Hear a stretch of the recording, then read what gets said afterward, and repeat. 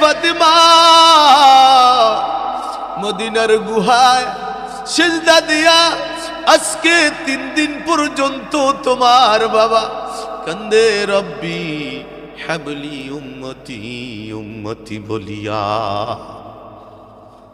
মালি উম্মতি ওমানলি উম্মতি ও মালিক, আমার উম্মতের হবে কোন গতি।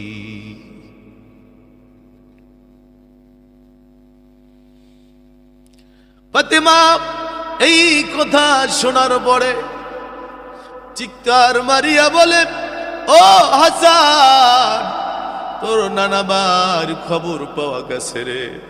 হুসাইন, তোর নানাবার খবর পাওয়া গেছে রে, তাড়াতাড়ি আয়। হাসান আর হুসাইন পাগলের মতো ছুটিয়া বলে, মা চলো, আমাদের নানা ভাই 3 দিন কেমন করে বইলা রইল, নানা ভাইরে সারা তো আমরা খানা খাই না। ফাতেমা দৌড়ায়, হাসান আর হুসাইন সামনে সামনে দৌড়ায়। গুহার যখন কাছাকাছি আসলো, নবীর মেয়ে ফাতেমা ডাক দিয়ে বল, বাবা আজকে 3 দিন পর্যন্ত তোমার কলিজার টুকরা নয়নের মণি আমি ফাতেমা তোমার মাকে কেমন করে তুমি ভুলে রইলা। ও বাবা, কোথাও যদি সফরে যাইতা,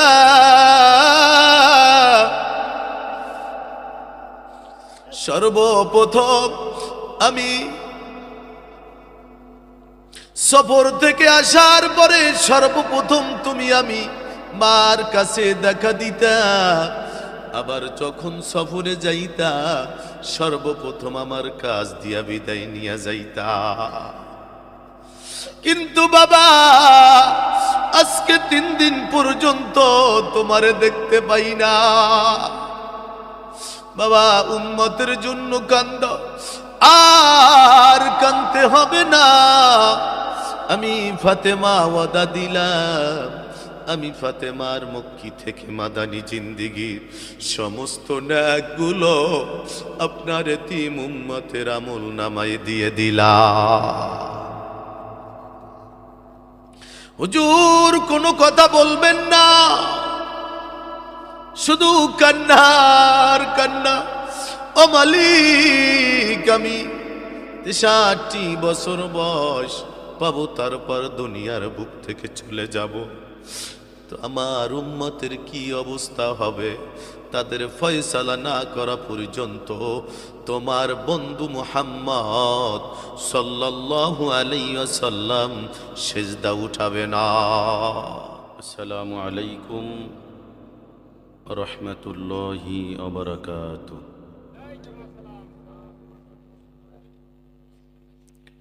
আলহামদুলিল্লাহ الحمد لله نحمده ونستعينه ونستغفره ونعوذ بالله من شرور أنفسنا من يهد الله فلا مضل له ومن يضلله فلا هادي له ونشهد أن لا إله إلا الله وحده لا شريك له ونشهد أن سيدنا وسندنا وحبيبنا وطبيبنا ومحبوبنا ومرشدنا ومولانا محمدا عبد الله ورسوله الذي أرسله بالحق بشيرا ونذيرا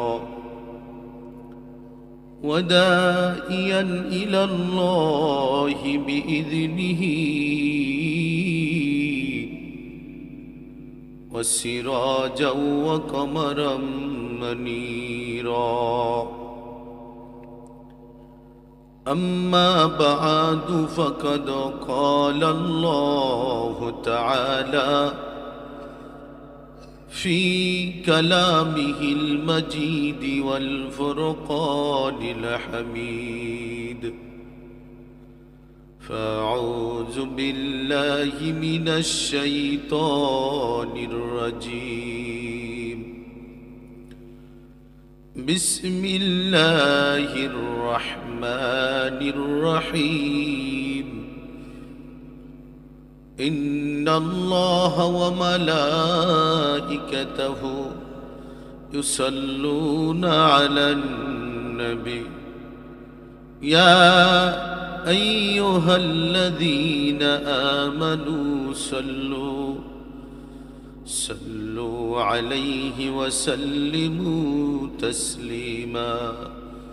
اللهم صل على سيدنا ونبينا وشفينا وحبيبنا ومولانا محمد صلى الله عليه وعلى آله وأصحابه وبارك وسلم.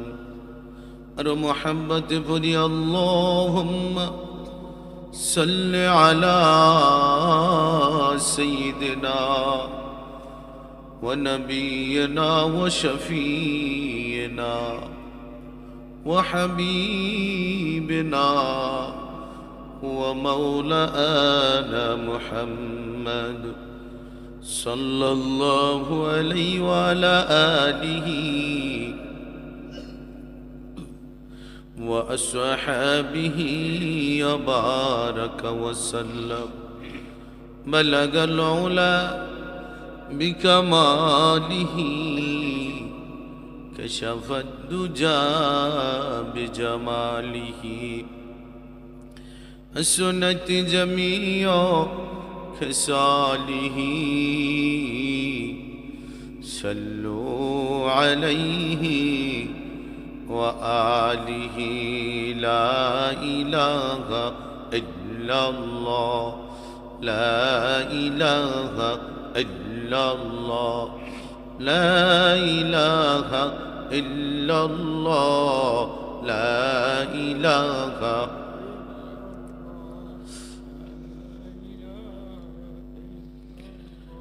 لا إله إلا الله محمد رسول الله صلى الله عليه وسلم.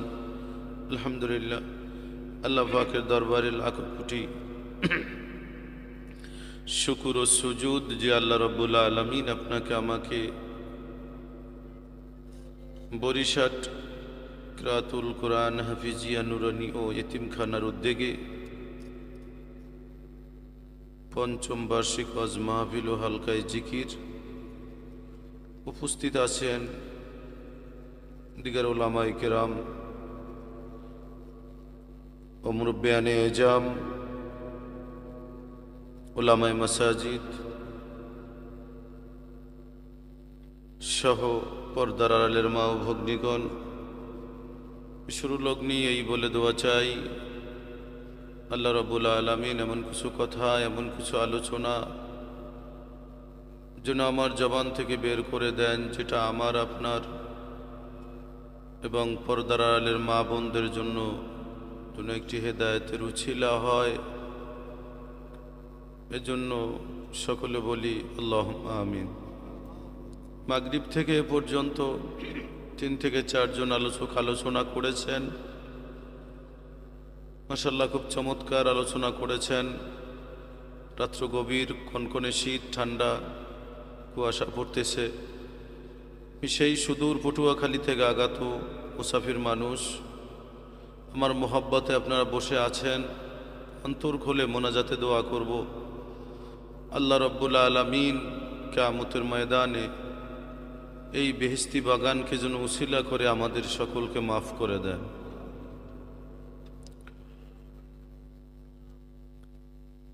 কষ্টের ফল কিন্তু মিষ্টি হয়। কষ্টের ফল কি হয়? প্রচণ্ড শীতের ভিতরে আপনারা বসে আছেন, আল্লাহ রব্বুল আলামিন দেখতেছেন। আল্লাহ তো অন্তর্যামী, ঠিক না? আল্লাহ দেখতেছেন যে আমার বান্দারা আমারই মোহাব্বতে, আলেম ওলামাদের মোহাব্বতে বসে আছে। দেখেন, দুনিয়া এমন একটা জায়গা যেখানে মানুষ একটা গ্রুপ গুনার কাজে লিপ্ত থাকে আর একটা গ্রুপ নেকের কাজে লিপ্ত থাকে। তবে নেকের কাজের লোকের সংখ্যা খুবই কম, কলিল, খুবই কম। গুনার কাজে মানুষ প্রতিযোগিতা করে। আল্লাহ পাক এই গুনার পরিবেশ থেকে আপনাকে আমাকে এই বেহেশতি বাগানে রিয়াজুল জান্নার পরিবেশে আসার এবং বসার তৌফিক দান করেছেন। এজন্য আরো একবার কালেমাতুশ শুকুর আদায় করি, আলহামদুলিল্লাহ।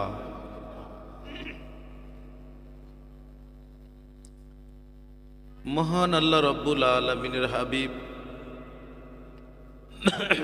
এই মাসে আমাদের জন্য মিরাজের রাত্রে গিয়ে 27শে রজব নামাজ উপহার নিয়ে আসছেন, ঠিক কিনা বলেন? নামাজ বড় দামি ইবাদত। নামাজ কি খুব দামি ইবাদত। নামাজের মাধ্যমে মানুষ আল্লাহর দিদার নসিব করে। ইন্নাস সালাতা তানহা আনিল ফাহশাই ওয়াল মুনকার। জগতের সমস্ত প্রকার গর্হিত কাজ থেকে যদি মুক্তি পেতে চাও, আল্লাহ রব্বুল আলামিন বলে, মোমেন তুমি নামাজের মুসাল্লায় লুটাইয়া পড়ো। নামাজের বড় দাম, নামাজের বড় মূল্য। আউয়ালু মা ইউহাসাবু বিহিল আবদু ইয়াউমাল কিয়ামাতিস সালাহ। কিয়ামতের ময়দানে সর্বপ্রথম নামাজের হিসাব হবে। বলেন সুবহান।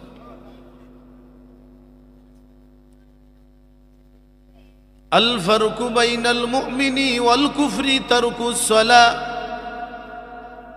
মুমিন নামাজ পড়বে আর কাফের নামাজ পড়বে না। মুমিন আর কাফেরের মধ্যে পার্থক্যকারী বস্তু হচ্ছে নামাজ। কথা বোঝেন না? আসসালাতু মিরাজুল মুমিনিন। মিরাজের রাত্রে যখন আল্লাহ রব্বুল আলামিনের হাবিব জান্নাত দেখলেন, জাহান্নাম দেখলেন, সমস্ত কিছু দেখলেন। দেখার পরে আল্লাহ রব্বুল আলামিন জিজ্ঞেস করলেন, বন্ধু আপনি খুশি হইয়া যান না বেজার হইয়া যান? আমার রাসূল বলে, ইয়া আল্লাহ, আপনার নাজ নেয়ামত সব দেখলাম, এজন্য আমি খুশি হইলাম।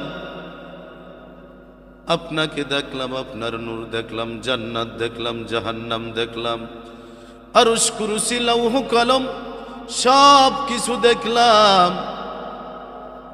আমি খুশি হলাম, কিন্তু একটি কারণে বেজার হয়ে গেলাম, আমার উম্মত তো কিছু দেখতে পারল না।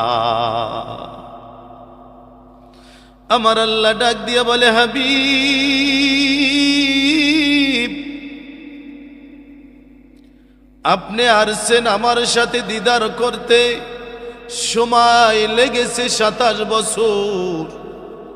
হাবিব ওয়াদা দিলাম, আপনার এতিম উম্মত সুন্দরভাবে দৈনিক 5 ওয়াক্ত নামাজ যদি আদায় করে, আমি আল্লাহ দৈনিক 5 বার যাইয়া আপনার উম্মতের সাথে দেখা করব।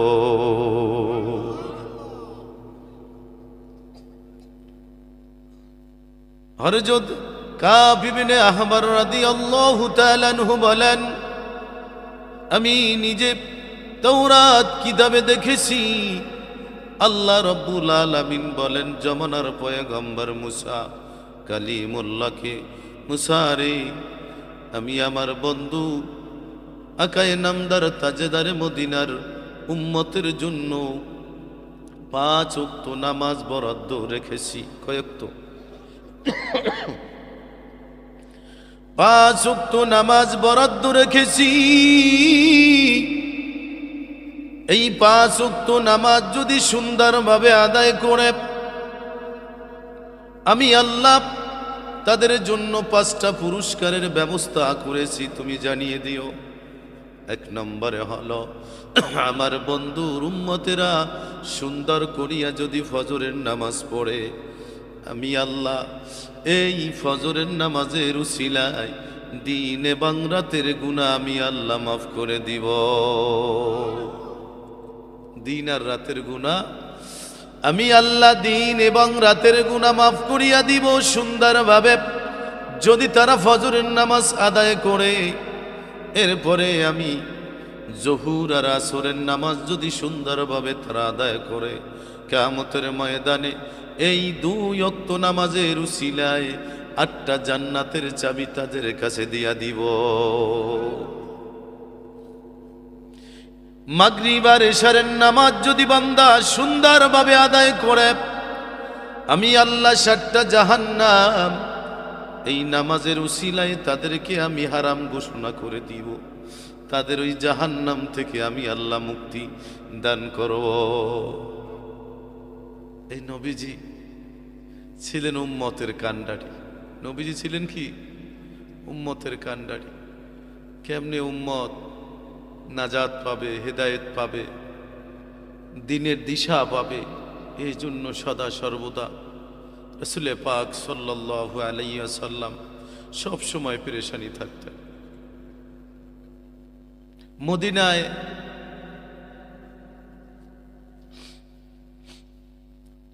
তিন দিন নবীকে পাওয়া যাচ্ছে না। কয়দিন? 3 দিন নবীকে পাওয়া যাচ্ছে না। কি কোন সাহাবীদের অবস্থা কেমন? যে কেউ মাইরা ফালালো না আল্লাহ আসমানে উঠায় নিল ঈসা আলাইহিস সালামের মতো। সবাই চিন্তায় পেরেশান যে হুজুর কোথায় গেলেন। আবু বকর মদিনার উঁচু প্রান্তে দাঁড়িয়ে ডাক দিয়া বলে, এ মদিনার মুনাফিকেরা, কিছুক্ষণের ভিতরে আমার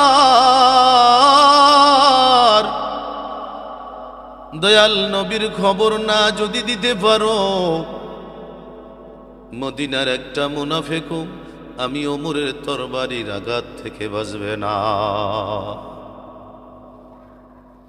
আবু বকর ডাক দিয়া বলে, ভাই ওমর, পাগলামি করো না, আসো আমরা রাসূলের তালাশে বের হয়ে যাই। কারণ ওমর ছিল জজবার হালতের মানুষ। সান্ত্বনা দিয়া বলে, ভাই দয়াল নবীর তালাশে আমরা বের হয়ে যাই। এরপরে হাঁটতে হাঁটতে বিভিন্ন জায়গায়, অলিতে গলিতে, পাহাড়ে পর্বতে, সব জায়গায় হুজুরকে খুঁজতেছে। রাসূল রাসূল বলে আবু বকর কাঁদতেছে, ওমর কান্দে। হঠাৎ দেখে কতগুলো রাখাল তাদের উটের গলায় হাত দিয়া দাঁড়ায় আছে। ডাক দিয়া বলে, রাখালের, আরে আমার রাসূলকে তোরা দেখছনি? কই কি তোমাদের নাম? কই আমি আবু বকর, আমার ভাই ওমর। আজকে 3 দিন পর্যন্ত আমার দয়াল নবীর খবর পাচ্ছি না। এ রাখাল, আমার দয়ার নবীর খোঁজ তোমরা কি বলতে পারো? কয় আবু বকর তোমারে চিনি না, ভাই ওমর তোমারেও চিনি না, তোমাদের নবীকে রাসূলকে তাও জানি না, তবে ওই যে একটা গুহা দেখতেছ, আজকে 3 দিন পর্যন্ত একটা লোক পাহাড়ের গুহায় সেজদা দিয়া আল্লাহুম্মা রব্বি হাবলি উম্মতি উম্মতি বলে কাঁদতেছে। ভাই আবু বকর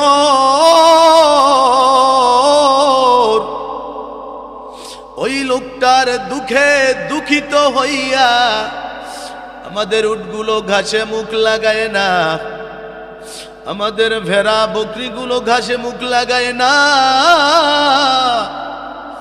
তারা শুধু গুহার দিকে তাকায় তাকায় অঝরে। ওই লোকটার দুঃখে দুঃখিত হইয়া তারা কাঁদতেছে। ভাই তোমাদের হাতে দড়ি, তোমাদের পায়ে দড়ি, ওই লোকটাকে গুহার থেকে নিয়ে না। আবু বকর ডাক দিয়া বলে ভাই ওমর বুঝেছি এ আমাদের নবী ছাড়া কেউ না, কারণ যেই লোকটার দুঃখে দুঃখিত হইয়া উট পর্যন্ত খানা পিনা বন্ধ করে দিল, এ আমাদের প্রাণের নবী ছাড়া আর কেউ না। আবু বকর ওমর দৌড়াতে দৌড়াতে গুহার কাছে যাইয়া দেখে বিশ্ব নবী আকায়ে নামদার তাজেদারে মদিনা নবী মুহাম্মদুর রাসূলুল্লাহ সাল্লাল্লাহু আলাইহি ওয়াসাল্লাম এখনো উম্মতি উম্মতি বলে সিজদায় কাঁদতেছে। আবু বকর কাছাকাছি যাইয়া বলে ইয়া রাসূলুল্লাহ, আমি আবু বকরকে কেমন করে আপনি ভুলে গেলেন? আমি তো ওই আবু বকর যেই আবু বকর হিজরতের সাথী, আমি তো ওই আবু বকর যেই আবু বকর দীর্ঘ 6 মাস পূর্বে বলেছিলেন আবু বকর হিজরত করার প্রয়োজন হতে পারে, ওই দিন থেকে বিছানায় পিঠ লাগাই না। আমি তো ওই আবু বকর যেই আবু বকরের গুহার ভিতরে বিষাক্ত সাপ একবার না দুইবার না বহুবার দংশন করেছে, কিন্তু দয়াল নবী আমার উরুর উপরে শুয়ে থাকার কারণে আমি লারা দেই নাই। আমি তো আপনাকে জানের চেয়েও বেশি ভালোবাসি, কেমন করে আবু বকরকে ভুলে রইলে? উম্মতের জন্য কান্দেন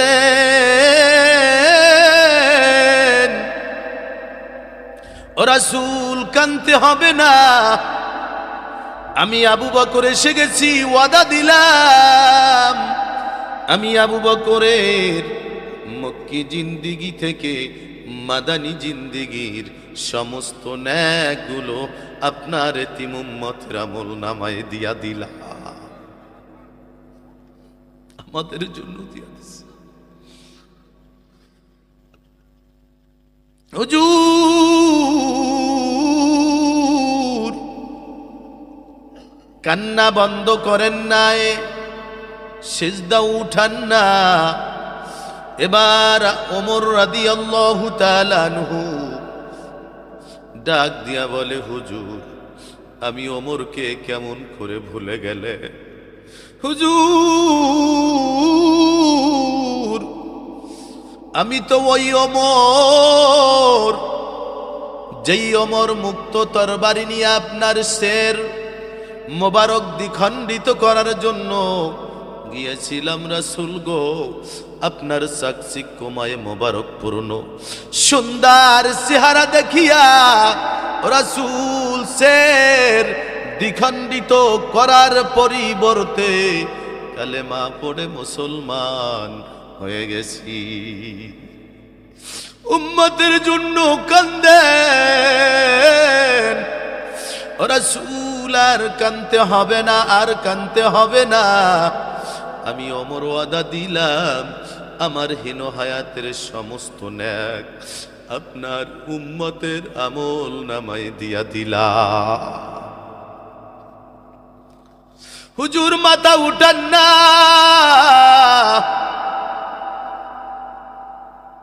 আবু বকর ওমরের গায়ে হাত দিয়া বলে, ও ওমর, আমার দয়ার নবী ইমামুল মুরসালিন, ইমামুল আম্বিয়া, বিশ্ব নবী আকায়ে নামদার তাজেদারে মদিনা সেজদা তুলবে না। তবে চলো চলো ভাই ওমর, নবীর কলিজার টুকরা নয়নের মনি ফাতেমা রাদিয়াল্লাহু তাআলা আনহাকে যদি আনতে পারি, তিনি যদি বাবা বাবা বলে ডাক দেয়, আমার মন বলে দয়াল নবী ওখানে থাকতে পারবেন না, কারণ ফাতেমাকে সবচাইতে বেশি ভালোবাসেন। ওমর, আমি যদি হাসান আর হোসেনকে আনি,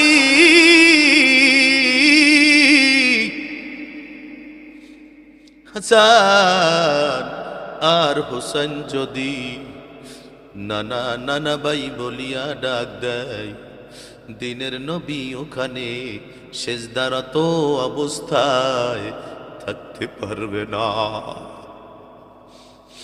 আবু বকর আর ওমর দৌড় দিল পাগলের মতো। প্রতিমধ্যে আলী রাদিয়াল্লাহু তাআলা আনহুর সাথে দেখা।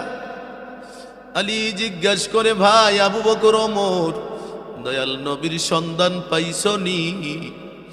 আবু বকর গলা ধরিয়া আমজা দিয়া চিৎকার মারিয়া বলে, আলী, ফাতেমা সারা, হাসান হুসাইন সারা দয়াল নবীকে আনা যাবে না। গুহার ভিতরে আজকে 3 দিন পর্যন্ত কান্দে আমার দয়াল নবী, রব্বি হাবলি উম্মতি বলিয়া। আবু বকর আর ওমর আলী 3 জনে যখন রওনা দিল ফাতেমার ঘরের দিকে, আলী দরজায় নক করলো। নক করার পরে ফাতেমা দরজা খুললো, দেখে আলী স্বামীর 2 চক্ষু দিয়া অঝরে পানি পড়তেছে। আবু বকর কান্দে, ওমর কান্দে। নবীর মেয়ে ফাতেমা চিৎকার মারিয়া বলে, বুঝেছি মদিনার মুনাফিকেরা আমার বাবারে বুঝ মাইরা ফালাইছে। কোথায় দেখছো আমার বাবার লাশ? কোথায় আমার বাবা? আলী বলে, না না, তোমার বাবায় কান্দে রব্বি হাবলি উম্মতি বলিয়া। এ ফাতেমা, মদিনার গুহায় সিজদা দিয়া আজকে 3 দিন পর্যন্ত তোমার বাবা কান্দে রব্বি হাবলি উম্মতি উম্মতি বলিয়া। মালি উম্মতি ওমানলি উম্মতি, ও মালিক আমার উম্মতের হবে কোন গতি?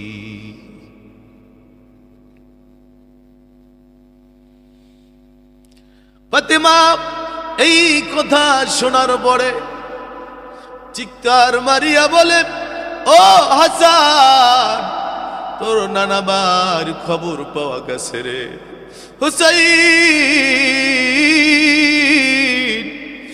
তোর নানাবার খবর পাওয়া গেছে রে, তাড়াতাড়ি আয়। হাসান আর হুসাইন পাগলের মতো ছুটিয়া বলে, মা চলো, আমাদের নানা ভাই 3 দিন কেমন করে বইলা রইল, নানা ভাইরে সারা তো আমরা খানা খাই না। ফাতেমা দৌড়ায়, হাসান আর হুসাইন সামনে সামনে দৌড়ায়। গুহার যখন কাছাকাছি আসলো, নবীর মেয়ে ফাতেমা ডাক দিয়ে বল, বাবা আজকে 3 দিন পর্যন্ত তোমার কলিজার টুকরা নয়নের মণি আমি ফাতেমা তোমার মাকে কেমন করে তুমি ভুলে রইলা? ও বাবা, কোথাও যদি সফরে যাইতা,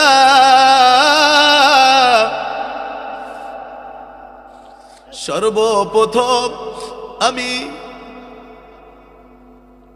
সফর থেকে আসার পরে সর্বপ্রথম তুমি আমি মার কাছে দেখা দিতা।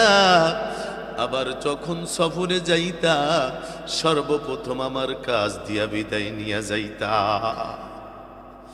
কিন্তু বাবা, আজকে 3 দিন পর্যন্ত তোমারে দেখতে পাই না। বাবা, উম্মতের জন্য কান্দ, আর কানতে হবে না। আমি ফাতেমা ওয়াদা দিলাম, আমি ফাতেমার মক্কি থেকে মাদানী জিন্দেগির সমস্ত ন্যাকগুলো আপনার এতিম উম্মতের আমল নামায় দিয়ে দিলাম। হুজুর, কোনো কথা বলবেন না, শুধু কান্নার কান্না। ও মালিক, আমি 63 বছর বয়স পাবো, তারপর দুনিয়ার বুক থেকে চলে যাব। তো আমার উম্মতের কি অবস্থা হবে? তাদের ফয়সালা না করা পর্যন্ত তোমার বন্ধু মুহাম্মদ সাল্লাল্লাহু আলাইহি ওয়াসাল্লাম সিজদা উঠাবে না। হুজুর কাঁদতেছে কাঁদতেছে কাঁদতেছে। এবার বিশ্ব নবীর মেয়ে জজবার হালত এসে গেছে, আসমানের দিকে তাকাইয়া চিৎকার মারিয়া বলে, ও আসমানের মালিক, আবার বাবারে আর কত কাঁদাইবা? ও জমিনের মালিক,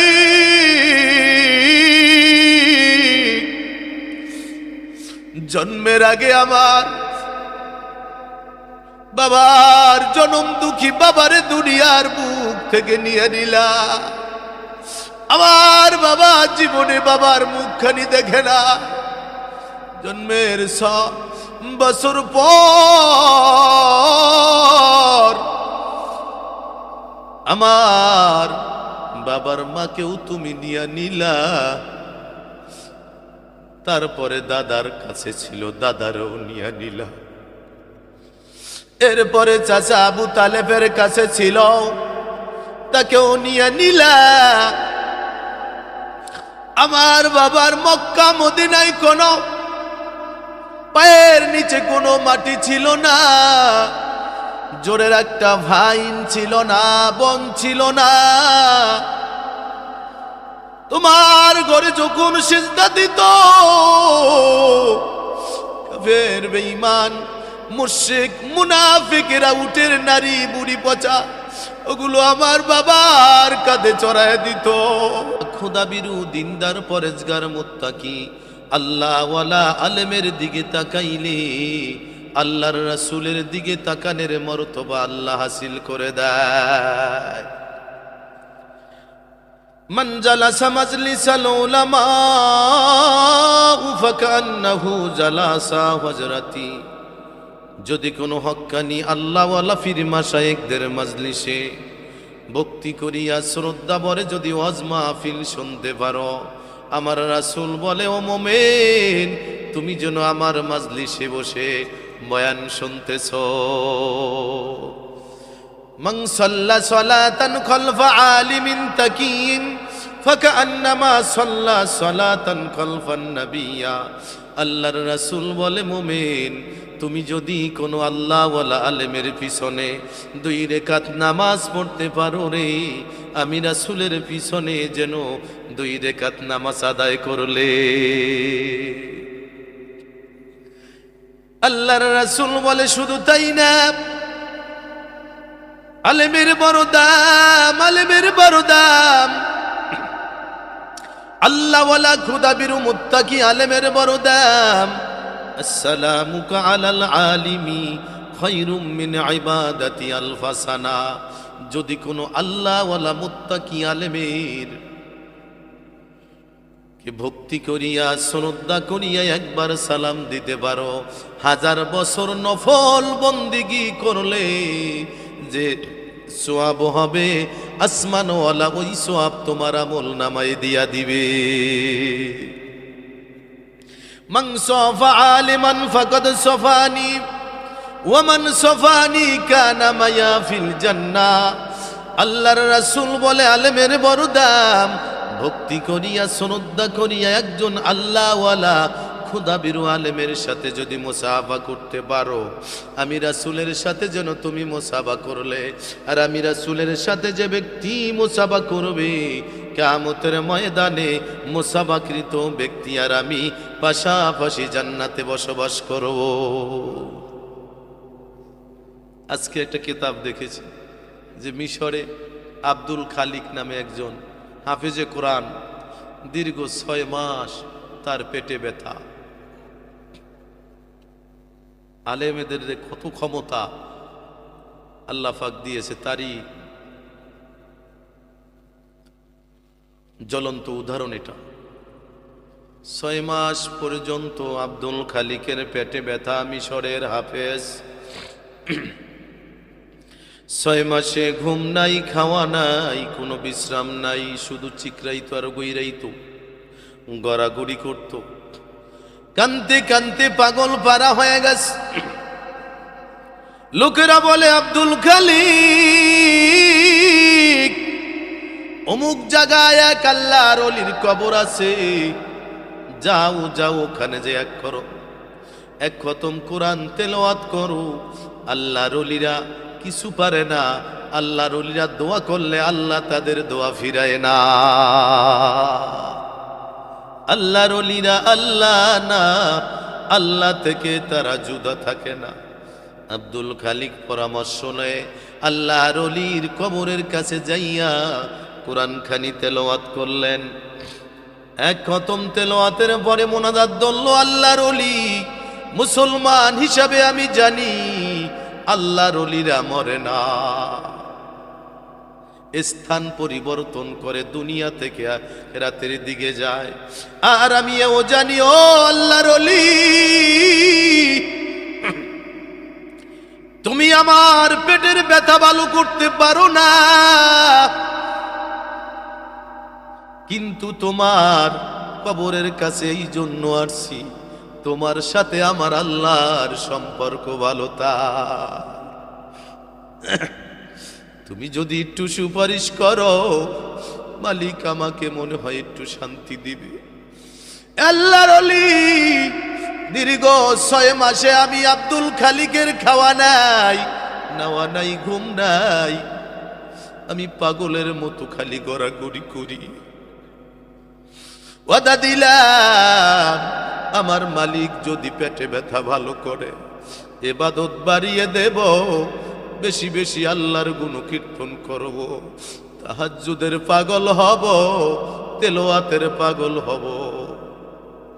যখন মোনাজাত শেষ করলো, মোনাজাত শেষ করার পরে তারপরে দেখতেছে আব্দুল খালিক বলতেছে পেটে ব্যথা আগের চেয়ে একটু বাড়ছে। কমে তো কমে না আরো। তিনি আর এক খতম কোরআন তেলাওয়াত করলেন। কোরআন তেলাওয়াতের পরে আবার মোনাজাত দিল আল্লাহর ওলি। মুসলমান হিসাবে আমি জানি ও আল্লাহর ওলি, তুমি আমার পেটের ব্যথা কোনোদিন ভালো করতে পারো না, কিন্তু তোমার কাছে এই জন্য আসছি, কোরআন খতম এই জন্য করছি, তোমার সাথে আল্লাহ রব্বুল আলামিনের সম্পর্ক ভালো। তা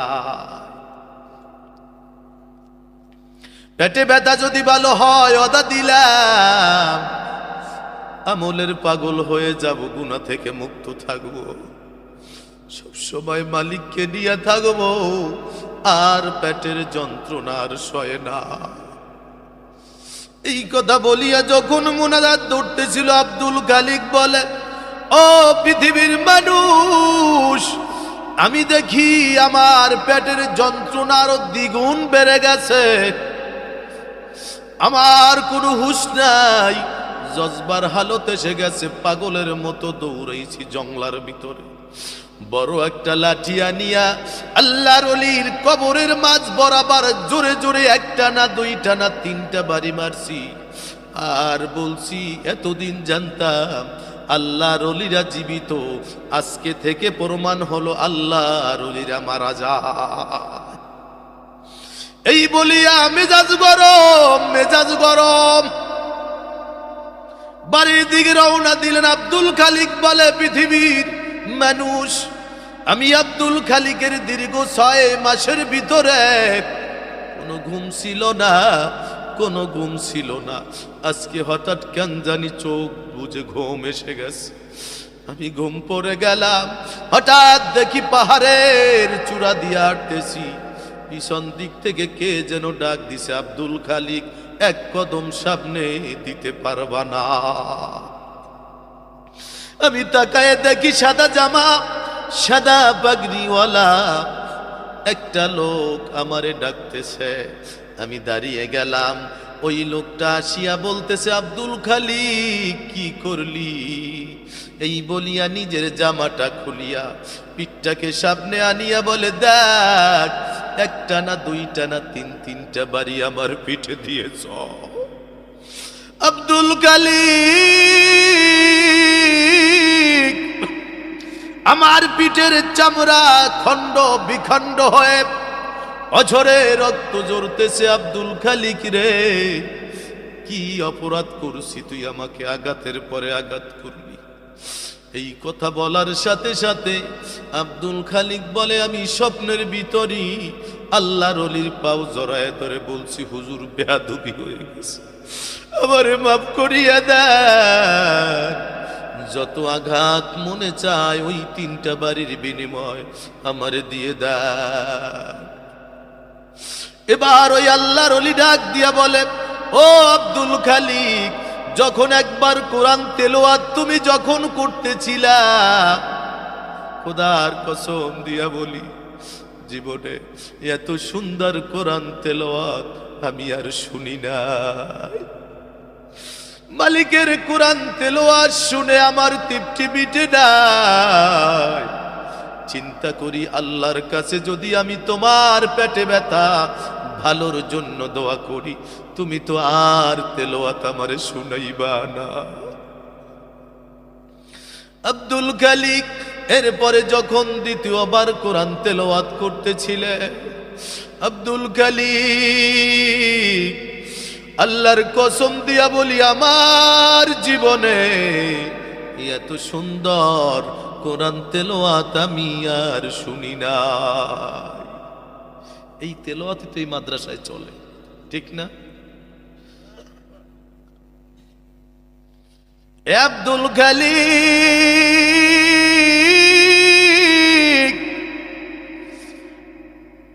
আমি চিন্তা করলাম, আসমানওয়ালার কাছে যদি আমি প্রেয়ার করি, প্রার্থনা করি, মালিক ভালো করে দাও ব্যথা, তুমি তো আর তেলাওয়াত করে শোনাবে না। আমার মন চাইছিল আরো একবার তুমি তেলাওয়াত করবা, কিন্তু না রে খালিক, তুই তেলাওয়াত না করিয়া জঙ্গল থেকে লাঠি আনিয়া আমার কবরের মাঝ বরাবর 3টা আঘাত করলি রে আব্দুল খালিক।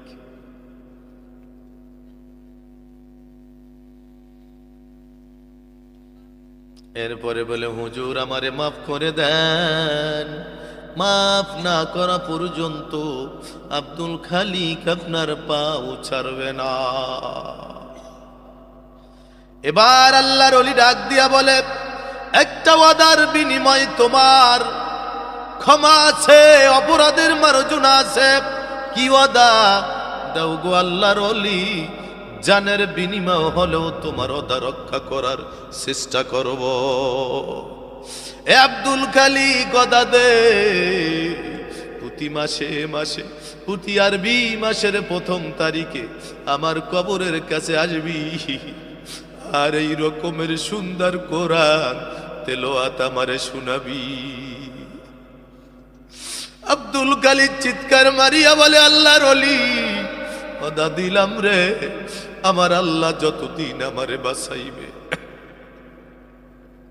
ততদিন আমি প্রতি আরবি মাসের প্রথম তারিখে তোমার কাছে আসব, এক খতম তেলাওয়াত তোমাকে শোনাবো। জোরে জোরে বলেন সুবহানাল্লাহ, আরো জোরে বলি সুবহানাল্লাহ। নারায়ে তাকবীর, আরো জোরে নারায়ে তাকবীর। আল্লাহর ওলিরা আমলের পাগল ছিল, আল্লাহর নবীরা আমলের পাগল ছিল। কথা বোঝেন না? তারা জিকিরের পাগল ছিল, দুরুদের পাগল ছিল। ইব্রাহিম খলিলুল্লাহ তিনি একজন বড় ধনী ব্যক্তি ছিল, একজন রাষ্ট্রপ্রধান ছিল, একজন নবী ছিল। ফেরেশতারা ডাক দিয়া বলে, আল্লাহ তোমার বন্ধু ক্ষমতা, অর্থ আর নবুয়ত পাইয়া তোমার সাথে সম্পর্ক কমে গেছে। মালিক তোমার সাথে মহাব্বত কমে গেছে। আমার আল্লাহ বলে, না না না না, ইন্নী আ'লামু মা লা তা'লামুন,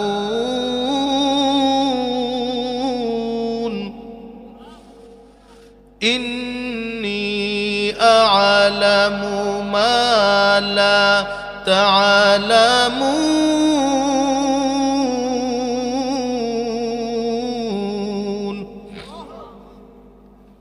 ও ফেরেশতারা, আমি আল্লাহ যা জানি তোমরা তা জানো না। কই না গো মাবুদ, আমাদের একটু পরীক্ষা করতে মন চায়, তুমি যদি অনুমতি দাও তোমার খলিল রে আমরা একটু এক্সাম করতে চাই।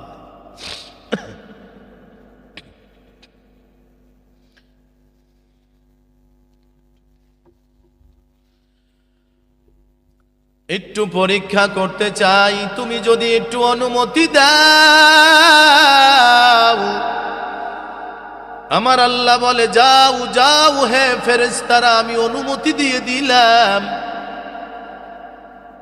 এবার ইব্রাহিম খলিলের একটা তবিয়ত ছিল, তিনি মেহমান সারা খানা খাইতেন না, প্রতি বেলায় মেহমান নিয়ে খানা খাইতেন। প্রতি বেলায় কি করতেন সবাই বলেন?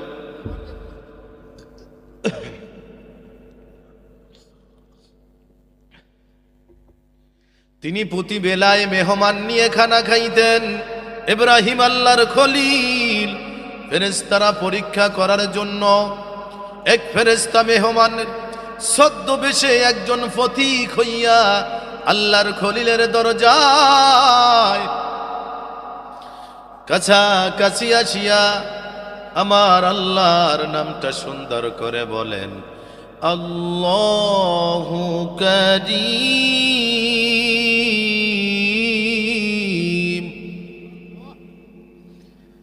আল্লাহর খলিল খানা খাইতে বইছেন, দস্তরখান থেকে উঠে দৌড় মারছে। কে? আমার মালিক মাওলার নামটা বললা, আর একবার আমার আল্লাহর নামটা শোনা। খুব খেয়াল করে শোন। মুসাফির বলে, কি দিবা? আল্লাহ রাব্বুল আলামিন আমাকে যতটি উট দিয়েছে, উটগুলো আমি তোমারে দিয়া দিব। তবু আমার মালিক মাওলার নামটা পথিক একবার শোনা।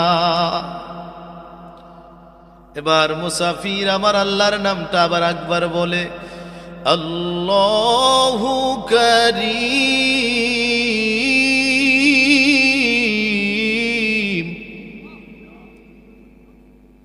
এবার আল্লাহর খলিল বলে, ও মুসাফির, আমার তৃপ্তি মিটে না, আবার বন্ধুর নামটা আর একবার শোনাও। মুসাফির রে, আমার তৃপ্তি মিটে না। মুসাফির বলে, আল্লাহর খলিল আমারে কি দিবা? আমার যত গরু আছে, ভেড়া বকরি আছে, মুসাফির রে তোরে দিয়া দিলা, আমার বন্ধুর নামটা আমারে আর একবার শোনা। এবার মুসাফির ডাক দিয়া বলে আল্লাহু কারীম।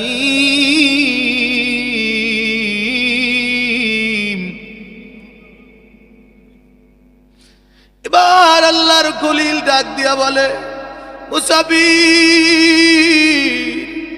আমার এখনো তৃপ্তি মিটে না,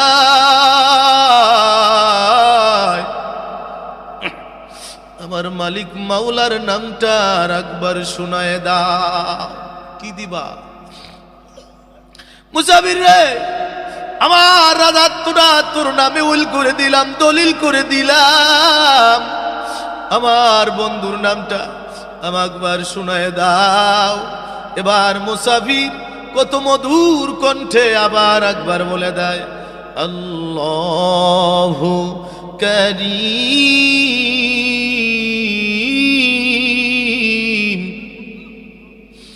ইব্রাহিম খলিলুল্লাহ বলে না না, আমার তৃপ্তি মিটে না, আর একবার আমার মালিক মাওলার নামটা শোনা।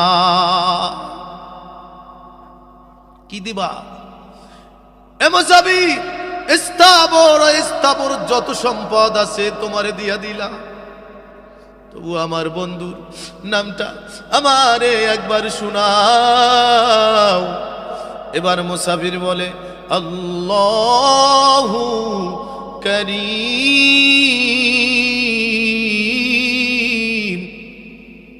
কি কন, আল্লাহর নামে কত মজা।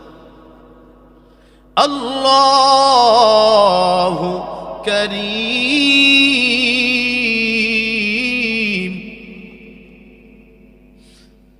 বলে মুসাফির তৃপ্তি মিটে নাই, কি দিবা? আমার তো সবই নিয়া নিলা, ভেড়া বকরি উট জাগা জমি স্থাবর অস্থাবর এমনকি আমার রাজাত্ব দিয়ে দিলাম। এবার আল্লাহর খলি জমিরে গইরা গলা কাটা মুরগির মতো বলে মুসাফির রে, আমার সব করে দিয়া দিলাম, এখন তো আর কিছু নাই, আদা দিলাম রে, আর একটা বার যদি আমার বন্ধু মালিক মাওলার নামটা যদি একবার শোনা, যতদিন জীবিত থাকবো ততদিন তোমার গোলামি আমি করে যাব।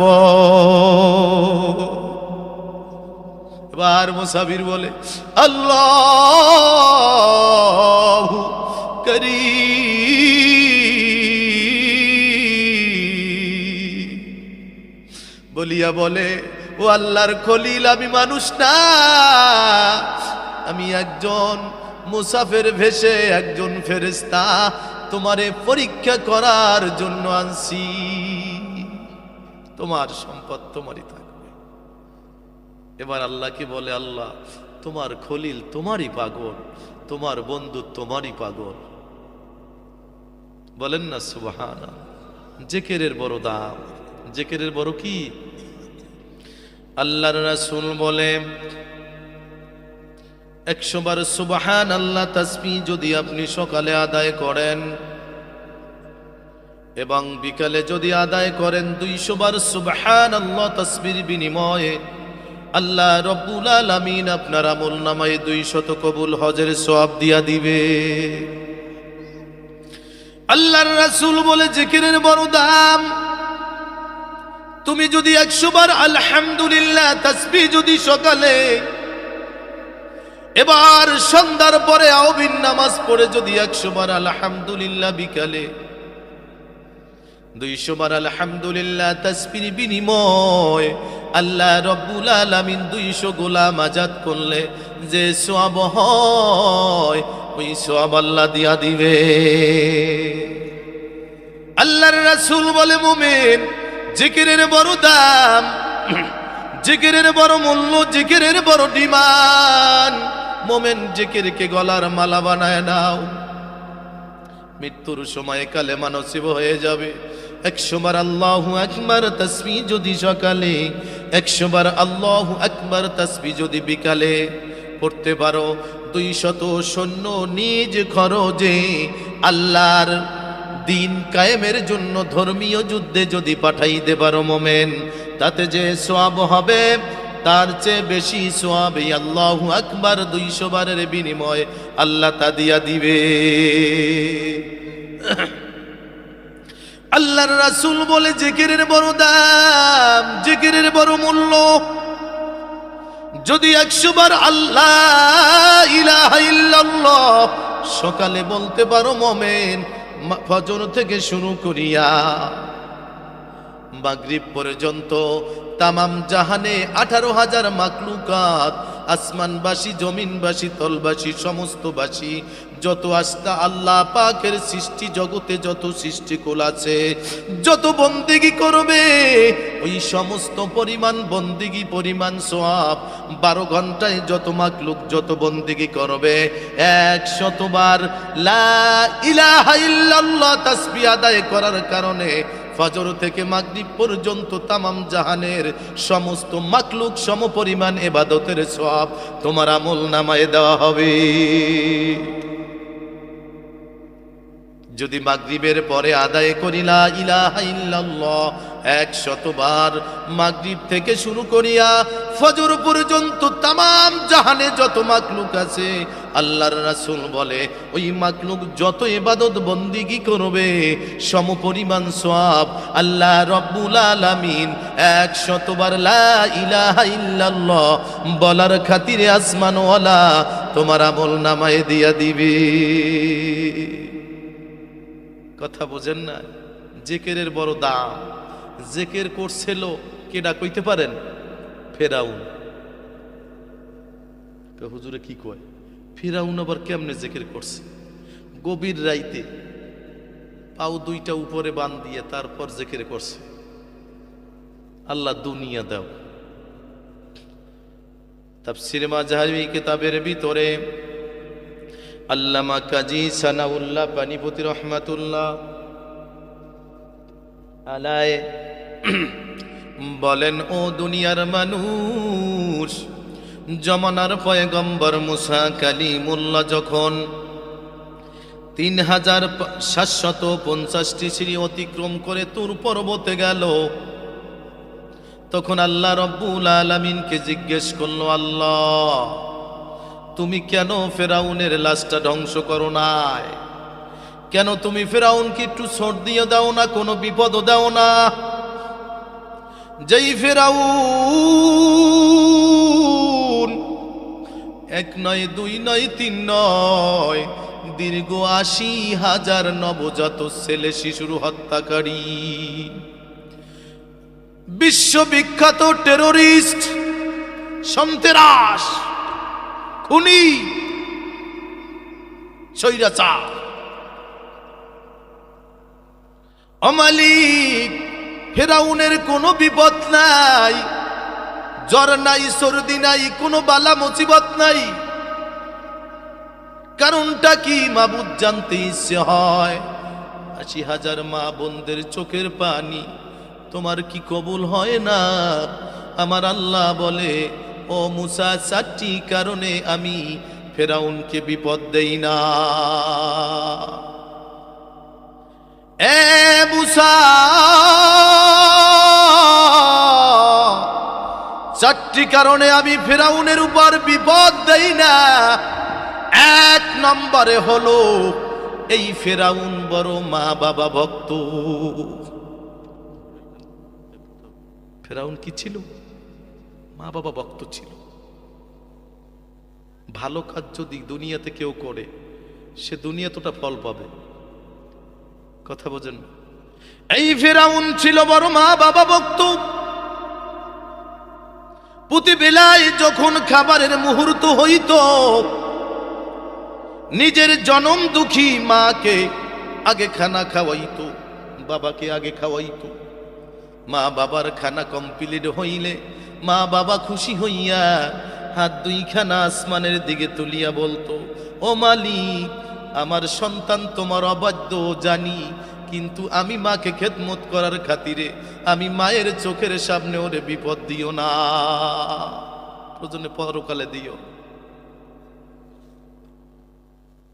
এই জন্য আমি মায়ের চোখের পানির কারণে, বাবার চোখের পানির কারণে আমি ওরে দুনিয়াতে আপাতত বিপদ দিই না।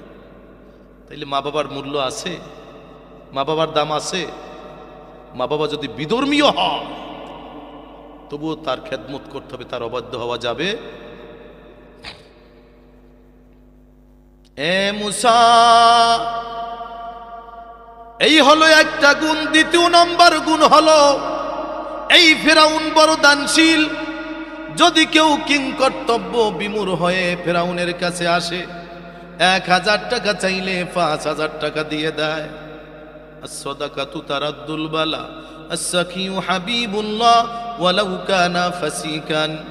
কয় দানশীল আল্লাহর প্রিয় বন্ধু, যদিও বাহ্যিক দিক থেকে সে অপরাধীর ভিতরে থাকে, দান করলে আল্লাহ খুশি হয়। কি হয়?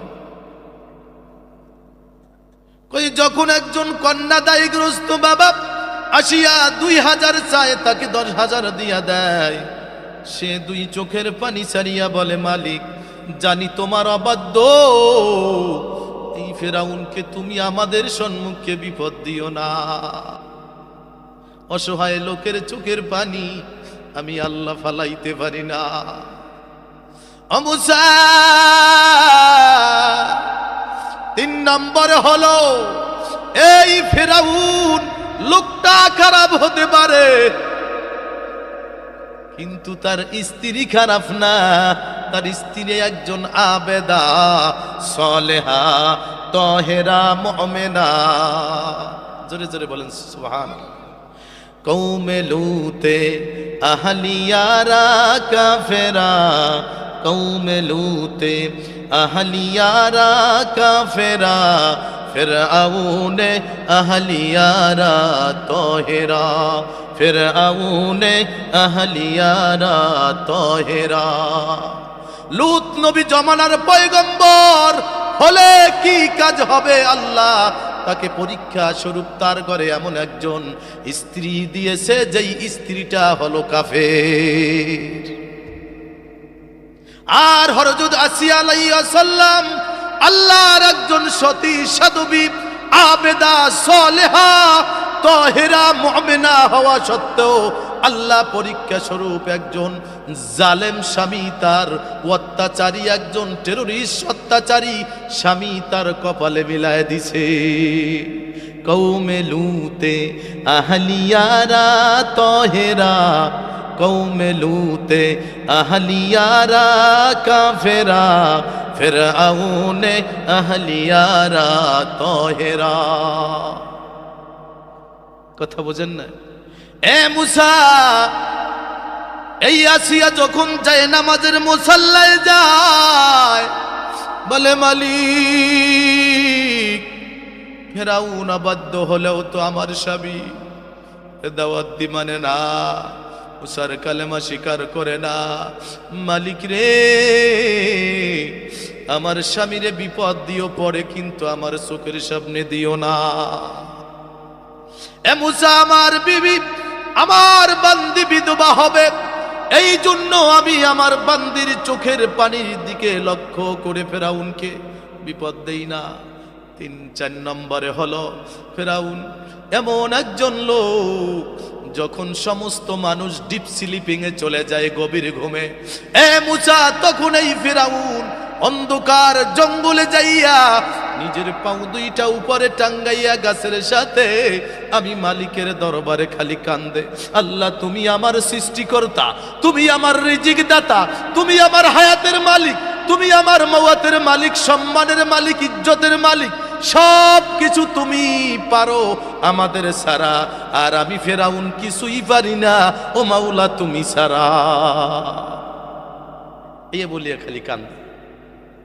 এ মুসা, বলে ফেরাউন, বলে মালিক আমি দুনিয়া চাই, দুনিয়া চাই, পরকাল চাই না। তাইলে আমি 2টা জিনিস চাই, নীল নদের পানি, আমি ফেরাউনের কথায় জোয়ার আর বাটা হবে আমার সিংহাসনের পাশে। যেই বট মোটা বৃক্ষ রাজি আছে, ওই বট বৃক্ষ গাছটা সমস্ত রোগের প্রতিষেধক ঔষধ হিসাবে তুমি দিয়া দিবা। নাহলে তো আমি মাতবাড়ি করতে পারবো না, আনা রব্বুকুমুল আলা বলতে পারবো না। আল্লাহ এই 2টা মাতবাড়ি আমারে দা। আমি দুনিয়া চাই, আমি কি চাই? চাই 4টা কারণে আমি ফেরাউনকে কি করি নাই? ধ্বংস করি নাই, বিপদ দিই নাই। এই ফেরাউনের একটা ট্রাজেডিমূলক কাহিনী অল্পতে শেষ করতেছি। হ্যাঁ, তাই আপনার এই ফেরাউনের একটা চিত্র, অত্যাচারের একটা ছোট্ট চিত্র বলেই আমি আমার মোনাজাতের দিকে এগোবো। কষ্ট হয় নাকি আপনাদের?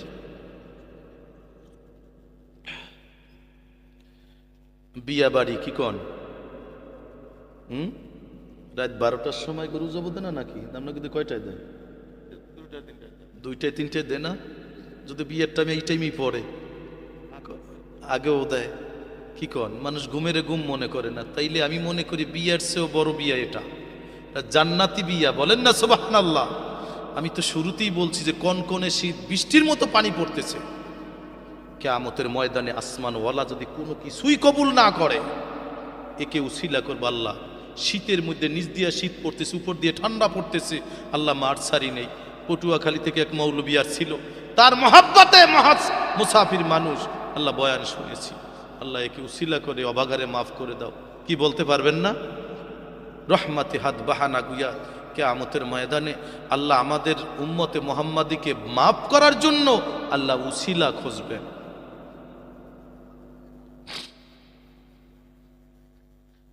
আল্লাহর রাসূল মেরাজের রাত্রে যাইতেছেন। ছোট্ট একটা উদাহরণ এক্সাম্পল দিয়ে শেষ করব। এখন সবে মেরাজ চলতেছে, মেরাজ অর্থাৎ রজব মাস চলতেছে। হুজুর মেরাজের রাত্রে যাইতেছেন, বোরাক চড়ে 70,000 ফেরেশতা জিবরিল সামনে বোরাকে চড়ে জিবরিলের কানের সাথে মুখ লাগাইয়া বলে, ও জিবরিল, আমরা কি জান্নাতের ভিতরে আসছি? জিবরিল আমিন বলে, ইয়া রাসূলুল্লাহ, কেন কেন এমন কথা আপনি কেন বলেন? আল্লাহর রাসূল বলে, জিবরিল, আমি জান্নাতের ঘ্রাণ আমার নাকের ভিতরে পাচ্ছি। জোরে জোরে বলেন সুবহানাল্লাহ, আরো জোরে বলেন সুবহানাল্লাহ। ও জিবরিল, আমি জান্নাতের ঘ্রাণ আমি পাইতেছি, জান্নাতের ঘ্রাণ পাইতেছি। জিবরিল রে, ও জিবরিল, আমি আমার নাকের ভিতরে জান্নাতের ঘ্রাণগুলো পাইতেছি। বল জিবরিল, আমি কি জান্নাতের কাছাকাছি আসছি? কয়, না হুজুর, আমরা জান্নাতের কাছাকাছি আসি নাই, তবে জান্নাতের কেন ঘ্রাণ পাইতেছি। ও জিবরিল বলো। ইয়া রাসূলুল্লাহ, বড় ট্র্যাজেডিমূলক কাহিনী এই জান্নাতি ঘেরান বলতে গেলে। রাসূল আপনি শুনবেন? কয়, হ্যাঁ আমি শুনব।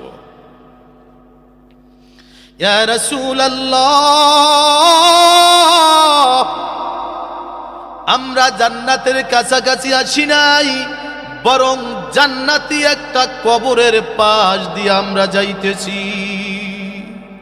ও জিবরিল, এটা কোন কবর? এটা কি আদমের কবর, না নূহ পয়গম্বরের কবর, না ইব্রাহিম খলিলুল্লাহর কবর? আমি জানতে চাই। না ঈসা রূহুল্লাহর কবর? জিবরিল আমিন ডাক দিয়া বলেন, না না না, এটা ইব্রাহিম খলিলুল্লাহর কবর থেকে জান্নাতের ঘেরান আসে না, ঈসা রূহুল্লাহর থেকে জান্নাতের ঘেরান আসে না, মুসা কালিমুল্লাহর কবর থেকে আসে না, বরং একজন দাসীর কবর থেকে জান্নাতের ঘেরান আসতেছে। রাসূল এ যেমন ভালো মানুষেরও দাসী না, বিশ্ব বিখ্যাত সন্ত্রাস টেররিস্ট ফেরাউনের দাসীর কবর থেকে জান্নাতের ঘেরান আসতেছে। কয়, তা কেমন করে? কয়, যখন এই দাসী ফেরাউনের মেয়ের চুল আশ্রাইতেছিল, তখন চিরুনিটা পলে গেলে তিনি বলে, বিসমিল্লাহি তাইসা ফেরাউন, আমার আল্লাহর নাম উঁচু হোক, ফেরাউনের মুখ কালো হোক, মলিন হোক। বিসমিল্লাহি তাইসা ফিরআউন। এই কথা বলার সাথে সাথে ফিরআউনের মেয়ে বলতেছে, এ দাসী, তুই আমার বাবাকে কেন বদদোয়া দিলি আর মুসার রবকে কেন দোয়া করলি? এবার দাসী বলে, এ বোন, যে তোমার বাবারে বানাইছে আমারে বানাইছে, যে মুসা কালিমুল্লাহকে কালিমুল্লাহ টাইটেল দিয়েছে, তাওরাত কিতাব অবতীর্ণ করেছে তুর পর্বতে, উনি হলো সৃষ্টিকর্তা।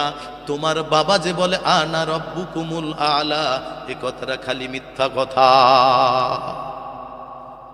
মেয়েটা কেন্দে বাবার কাছে চলে গেলে এবার বাবার কাছে বলে, ও বাবা, আমাদের ঘরে থাইকা আমাদের ঘরে খাইয়া আমাদের বইরা বাবা গো তোমারে বড় দোয়া দেয়, বলে কি শোনোনি?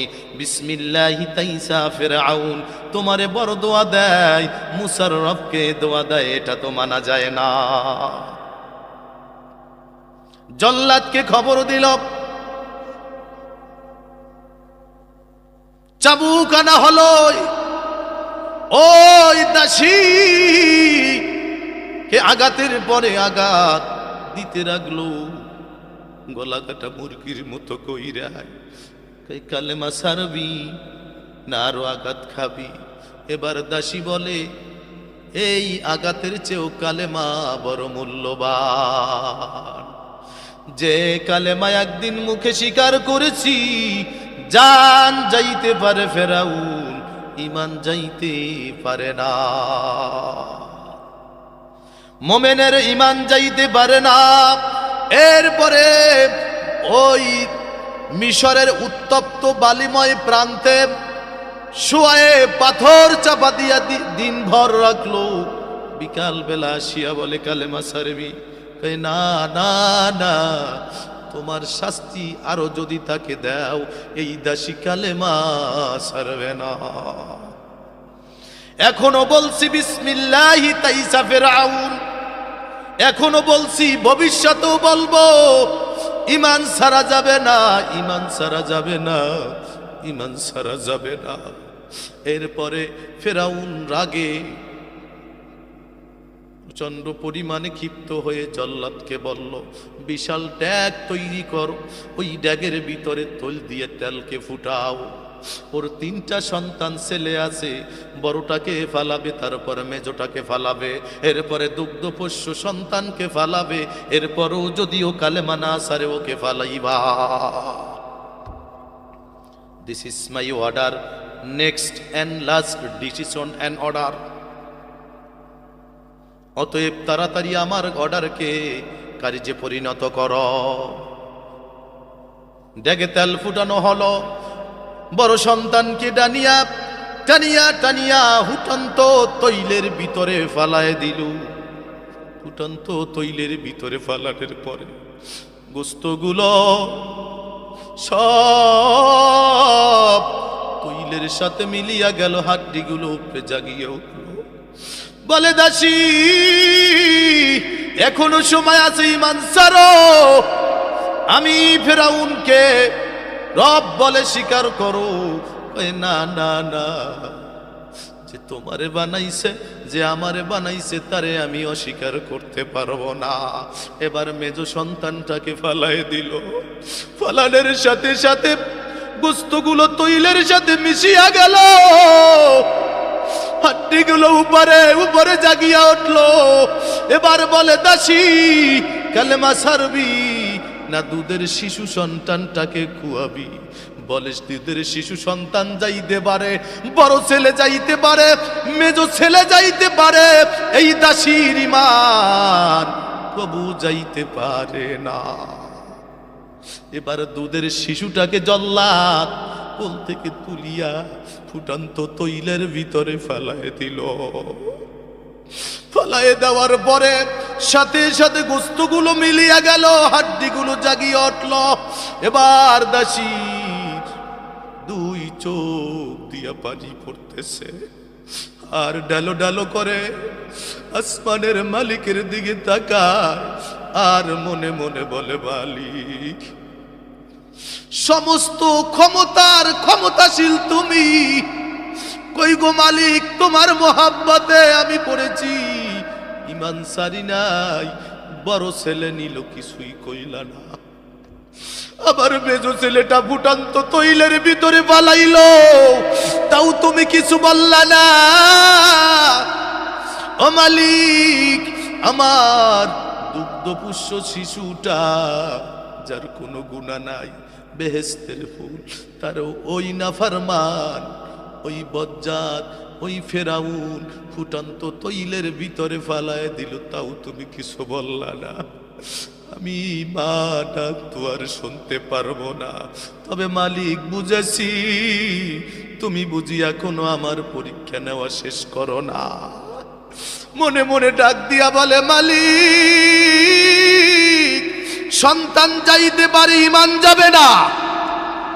ও মালিক, দুধের শিশু যাইতে পারে, তবুও ইমান যাবে না। আমি মা ডাক শুনতে পারবো না, আমার ইমান ছাড়ব না। এরপরে বলে ফেরাউন, এখন তোর কি আছে? আমার তো সবই শেষ, কিন্তু ইমান শেষ হবে না। এরপরে জল্লাদ দরিয়া যখন ওই দাসীকে যখন ওই ফুটন্ত তৈলের ভিতরে ফালাবে, জিব্রাইল আমিন আল্লাহর রাসূলকে মিরাজের রাত্রে এই ঘটনাগুলো বলতেছে। জিবরিল বলে, আমি যখন এই কথাগুলো বলতেছি, বিশ্বনবী আকায়ে নামদার, তাজেদারে মদিনা, মরুভাস্কর, মরুদুলাল, উম্মতের কান্ডারি নবী মুহাম্মাদুর রাসূলুল্লাহ সাল্লাল্লাহু আলাইহি ওয়াসাল্লামের চেহারার দিকে তাকায়ে তাকায়ে দেখি দুই চোয়াল বেয়ে পানি পড়তেছে। হুজুর এই কষ্টের ট্র্যাজেডি মূলক কাহিনী শুনে কাঁদতেছে। বলে, জিবরিল, এ মহিলা কেমন মহিলা, এ মহিলা কেমন মহিলা, এমন পরীক্ষা কেমন করে দিল? হুজুর কান্না শুরু করে দিলেন। এরপরে যখন ওই দাসীকে যখন ফুটন্ত তৈলের দিকে ধরে ধরে যখন জল্লাদ নিতেছে, হঠাৎ ওই দাসী তাকায় দেখতেছে তার দুগ্ধপোষ্য শিশুটা তৈলের ভিতরের দাঁড়ায় গেছে। নারায়ে তাকবীর, নারায়ে তাকবীর। দুগ্ধপোষ্য শিশুটা তৈলের ভিতরে দাঁড়ায় গেছে। বলে, মা, এটা ফুটন্ত তৈল না, এটা জান্নাতুল ফেরদাউস। আমার আল্লাহ স্বয়ং এখানে হাজির। মাগো মা, দেরি কইরো না, আমরা তিনো ভাই জান্নাতুল ফেরদাউসে অবস্থান করতেছি, মা তুমি কেন আসো না? রাসূল গো, ওই ফেরাউনের দাসী হাসতে হাসতে তৈলের ভিতরে ঝাঁপ দিল। এই যে ফুটন্ত তৈল, ড্যাক সহ তার 3 সন্তান এবং ওই দাসী সহ তাদের 4টা কবর এইখানে, যেখানে আপনি আর আমি দাঁড়িয়ে আছি। হুজুর, এখানে একটা কবর না, এখানে 4টা লাশ, 4টা লাশকে নৃশংসভাবে হত্যা করা হয়েছে, তৈল দিয়ে পুড়িয়ে মারা হয়েছে। এই জায়গাটাকে আল্লাহ জান্নাতুল ফেরদাউস এ পরিণত করে দিয়েছে। বিদায় এখান থেকে আমরা জান্নাতুল ফেরদাউসের ঘেরান আপনার নাকে আল্লাহ পৌঁছায় দিয়েছে। জিকির করি লা ইলাহা, লা ইলাহা, লা ইলাহা ইল্লাল্লাহু, ইল্লাল্লাহু, ইল্লাল্লাহ, সুবহানাল্লাহ। জোরে জোরে, লা ইলাহা ইল্লাল্লাহ, সুবহানাল্লাহ, আলহামদুলিল্লাহ, লা ইলাহা ইল্লাল্লাহ, আলহামদুলিল্লাহ, লা ইলাহা ইল্লাল্লাহ। কি কর জিকির, কি মজা লাগে না? আল্লাহর রাসূল বলে, মুমিন, তুমি যদি একবার সুবহানাল্লাহ তাসবিহ আদায় করো, জান্নাতে সুবহানাল্লাহ নামক একটা গাছ আল্লাহ তোমারে দিয়া দিবে। সুবহানাল্লাহ বলেন না? আরো জোরে বলেন সুবহানাল্লাহ। ওই গাছটা কেমন হবে? ওই গাছটার হাজার হাজার না কোটি কোটি নয়, বিলিয়ন বিলিয়ন নয়, ট্রিলিয়ন ট্রিলিয়নের চেয়েও পাতা হবে, ফল হবে। প্রত্যেকটা পাতায় আল্লাহ রাব্বুল আলামিন এক একজন ফেরেশতা তৈরি করে দিবেন, এবং প্রত্যেক ফেরেশতার হাতে একটা তাসবিহ থাকবে। কিয়ামত পর্যন্ত তারা সুবহানাল্লাহ সুবহানাল্লাহ তাসবিহ পড়তে থাকবে। ওই সওয়াব যার সুবহানাল্লাহ বলার বিনিময়ে গাছটা হইল, তার আমল নামায় যাবে। কথা বোঝেন না? গাছটা কত বড় হবে? আল্লাহর রাসূল বলেন 500 বছর তেজস্বী ঘোড়া যদি দৌড়ায়, তবুও গাছের ছায়া অতিক্রম করতে পারবে না। এজন্য বেশি বেশি জিকির করব, বেশি বেশি দুরূদ শরীফ পড়ব। আমি এখন মোনাজাতের ভিতরে যাব। ভাই দোস্ত বুজুর্গ, আমি বহু দূর থেকে আসছি, কিছু আমলের জিকিরের ফজিলাত বললাম, হ্যাঁ, তারপরে ওলিয়া উলিয়াদের কিছু কথা বললাম। ভাই দোস্ত বুজুর্গ, দুনিয়া ক্ষণস্থায়ী, এটা স্থায়ী জায়গা না। আমি নিজের ইচ্ছায় আসি নাই, নিজের ইচ্ছায় আসছি, পুরুষ হইছি নিজের ইচ্ছায়। মা বোনরা বয়ান শুনতেছে, মা বোনরা মেয়ে হইছে, আর এরা কি নিজের ইচ্ছায়? আল্লাহ যাকে খুশি ছেলে বানাইছে, যাকে খুশি মেয়ে বানাইছে, যাকে খুশি কালা বানাইছে, যাকে খুশি পরিষ্কার বানাইছে, যাকে খুশি কণ্ঠ আলা বানাইছে। হাদিস শরীফতে আমাকে আছে, যার আমল নামা ডাইন হাতে পাবে, তার 6 জন নবীর গুণ তার ভিতরে আইয়ে যাবে। দুইটা আমলের কথা বলে মোনাজাতে যাই, কষ্ট হয় নাকি? আল্লাহর রাসূল বলে, যার আমল নামা ডান হাতে আসবে, সাথে সাথে 6 জন পয়গম্বরের গুণ আল্লাহ রাব্বুল আলামিন তাকে দিয়া দেবেন। 1 নম্বরে যে জান্নাতি হবে, তার বডিটা হবে বাবা আদম আলাইহিস সালাম, বাবা আদম আলাইহিস সালামের মতো 60 গজ লম্বা। সুবহানাল্লাহ কন্যাকা, আরো জোরে কন। 2 নম্বরে গুণ হলো, তার কণ্ঠটা হবে দাউদ আলাইহিস সালামের মতো। তামাম পৃথিবীর সমস্ত মানুষের কণ্ঠর সৌন্দর্য যদি এক পাল্লায় দেওয়া হয়, জামানার পয়গম্বর দাউদ নবীর কণ্ঠ যদি এক পাল্লায় দেওয়া হয়, তার চেয়ে বেশি কণ্ঠর সৌন্দর্য দাউদ নবীর হবে। মানুষ তো কণ্ঠের পাগল, কথা বোঝেন না? দাউদ নবীর মতো কণ্ঠ হবে, জান্নাতি সনদ যে পাবে। আল্লাহ রাব্বুল আলামিনের হাবিব বলেন, আমল নামা যারা ডান হাতে পাবে, তাদের চেহারাটা হবে ইউসুফ আলাইহিস সালামের মতো। তামাম পৃথিবীর সমস্ত মানুষের চাইতে সুন্দর ছিল জামানার পয়গম্বর ইউসুফ নবী। লাওয়ামিয়ে জোলাইখা লারাইনা হাবিবি, লাওয়ামিয়ে জোলাইখা লারাইনা হাবিবি, লাসিরনা বিল কাতিয়া মিনাল উলুবে মিন ইয়াদাই। ইউসুফ নবী সবচেয়ে সুন্দর ছিল। যে জান্নাতি সনদ পাবে, তা ইউসুফ আলাইহিস সালামের মতো সুন্দর হবে। আমার রাসূল বলে, শুধু তাই না, মুসা কালিমুল্লাহর মতো শক্তিশালী হবে। সুবহানাল্লাহ বলেন। ঈসা রুহুল্লাহর মতো মুখমণ্ডলের গঠন, হাতের গঠন, পায়ের গঠন এবং হাতের গঠন সব চাইতে পৃথিবীর ভিতরে আল্লাহ রাব্বুল আলামিন হাত পায়ের অঙ্গ প্রত্যঙ্গের গঠন আল্লাহ রাব্বুল আলামিন বিনা বাবায় তৈরি করেছেন ঈসা রুহুল্লাহকে। ঈসা রুহুল্লাহর মতো যে জান্নাতি সনদ জান হাতে পাবে, তার চেহারাটা ওই রকমের হবে, অঙ্গ প্রত্যঙ্গের গঠন ওই রকমের হবে। 6 নম্বরের বৈশিষ্ট্য হলো, লাকাদ কানা লাকুম ফি রাসূলিল্লাহি উসওয়াতুন হাসানা। তার ক্যারেক্টার, চরিত্রটা হবে কালেমাওয়ালা, মদিনাওয়ালা, সবুজ গম্বুজের নিচে শায়িত নবী মুহাম্মদুর রাসূলুল্লাহ সাল্লাল্লাহু আলাইহি ওয়াসাল্লামের মতো। কয়জন নবীর গুণ? 6 জন নবীর গুণ। এজন্য জিকির বেশি বেশি করবেন, আমলের পাগল হবেন, দুরূদ শরীফ পড়বেন। দুরূদ শরীফের ফজিলত শেষ করেই আমি মোনাজাত দেব। আল্লাহর রাসূল বসা, যে দুরূদ পড়লে কি বরকত। এর আগে আমি জিকিরের বরকত বলছি না, খেলাছে।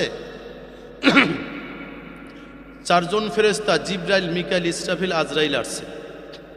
আসার পরে বলতেছে, হুজুর আপনি তো উম্মতের জন্য কান্দেন, উম্মতের জন্য পেরেশানি, আপনার উম্মতের জন্য শুভ সংবাদ নিয়ে আসছি। কয় কি? কয় সকালে যদি 10 বার দুরূদ শরীফ পড়ে, বিকালে যদি সন্ধ্যার পরে 10 বার দুরূদ শরীফ পড়ে, তার ফজিলত পড়বে 10 10 20 বার। আর আমরা ফজিলত 4 জন ফেরেশতা 4টে দেব। বলেন না সুবহানাল্লাহ। এই 4টে ফজিলত বলি আমি মোনাজাতে যাব ইনশাআল্লাহ। আল্লাহর রাসূল বলে, জিবরাইল তুমি আগে বলো। হুজুর, যারা আপনার প্রতি মহাব্বতে 10 বার দুরূদ শরীফ পড়বে সকালে এবং সন্ধ্যায়, আমি জিবরাইল তাদের নাম যদি জাহান্নামের খাতায় লেখা থাকে, আমি ওই নামটাকে পরিবর্তন করে আল্লাহর হুকুমে জান্নাতি খাতায় তাদের নামটা লেখা দেব। মিকাইল বলে, ইয়া রাসূলুল্লাহ, যদি আপনার প্রতি যদি কেউ মুহাব্বতে দুরূদ শরীফ পড়ে 10 বার সকালে 10 বার সন্ধ্যার পরে, আমি মিকাইল কি করব? কিয়ামতের ময়দানে মানুষগুলো যখন সূর্যের তাপের কারণে পানি পানি দাও বলে চিৎকার মারবে, ওই কঠিন বিভীষিকাময় মুহূর্তে রাসূল গো হাউজে কাউসার থেকে 1 গ্লাস পানি পান করায় দিব, তার কোনো পিপাসা লাগবে না।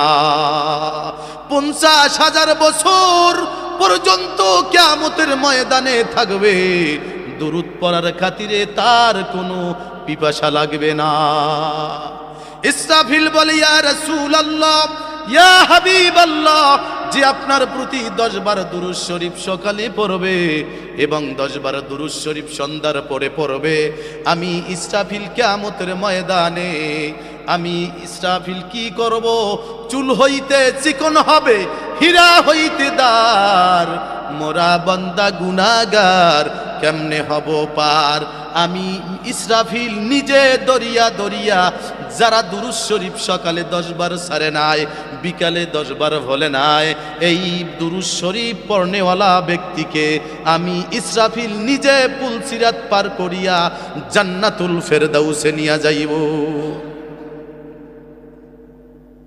এবার আজরাইল বলে, ইয়া রাসূলুল্লাহ, ওয়া আন আবি হুরায়রা রাদিয়াল্লাহু তাআলা আনহু قال قال رسول الله صلى الله عليه وسلم من صلى علي واحدة صلى الله عليه عشر। যে ব্যক্তি মুহাব্বতে একবার দুরূদ শরীফ পড়বে, আল্লাহ রব্বুল আলামিন তার 10টা পদমর্যাদা বার করে দিবে, 10টা পদমর্যাদা বৃদ্ধি করে দিবে, 10টা গুনাহ মাফ করে দিবে, 10টা নেক তার আমল নামায় আল্লাহ দিয়া দিবে। ও রাসূল গো, যারা সকালে 10 বার দুরূদ শরীফ পড়বে আর যারা বিকালে দুরূদ শরীফ 10 বার ছাড়বে না, আমি আজরাইল ওই দুরূদের মহাব্বতী লোকের জান খানদান এমন ভাবে করব, দুধের শিশু মায়ের স্তনে দুধ সুস্তে সুস্তে যেমনি ভাবে ঘুম পড়ে যায়, দুধ খাইতে খাইতে ঘুম পড়ে যায়, কোনো কষ্ট মনে করে না, কোনো ক্লান্তি অনুভব করে না, এমনি ভাবে যারা দুরূদ শরীফ সকালে পড়বে 10 বার আর বিকালে পড়বে 10 বার, তাদেরকে আমি অমনি ভাবে জান খানদান করব, টেরও পাবে না। এখন আলোচনা আমার শেষ, আমার জন্য দোয়া করবেন। সেই প্রায় 9টার দিক দিয়ে রওনা দিছি, একেবারে ক্লান্ত হইয়া কইছি, হুজুর আমার একটা ল্যাপটপ দেন। এককাল হইয়ে রইছি, এরপর তো একটু শরীরে ঠিক হয়েছে, এরপর 2টা কথা কইছি। প্রতিদিনই তো কথা বলতে হয়। তারপর দিয়ে আপনারা কনকনে শীতের ভিতরে বৃষ্টির মতো পানি পড়তে কেউ লড়ে না। আমি সবার জন্য দোয়া করবো, কবর জিয়ারতের ন্যায়তে সূরা ফাতিহা 3 বার ইখলাস দুরূদ শরীফ পড়েন। আসসালামু আলাইকুম আহলাল কবর।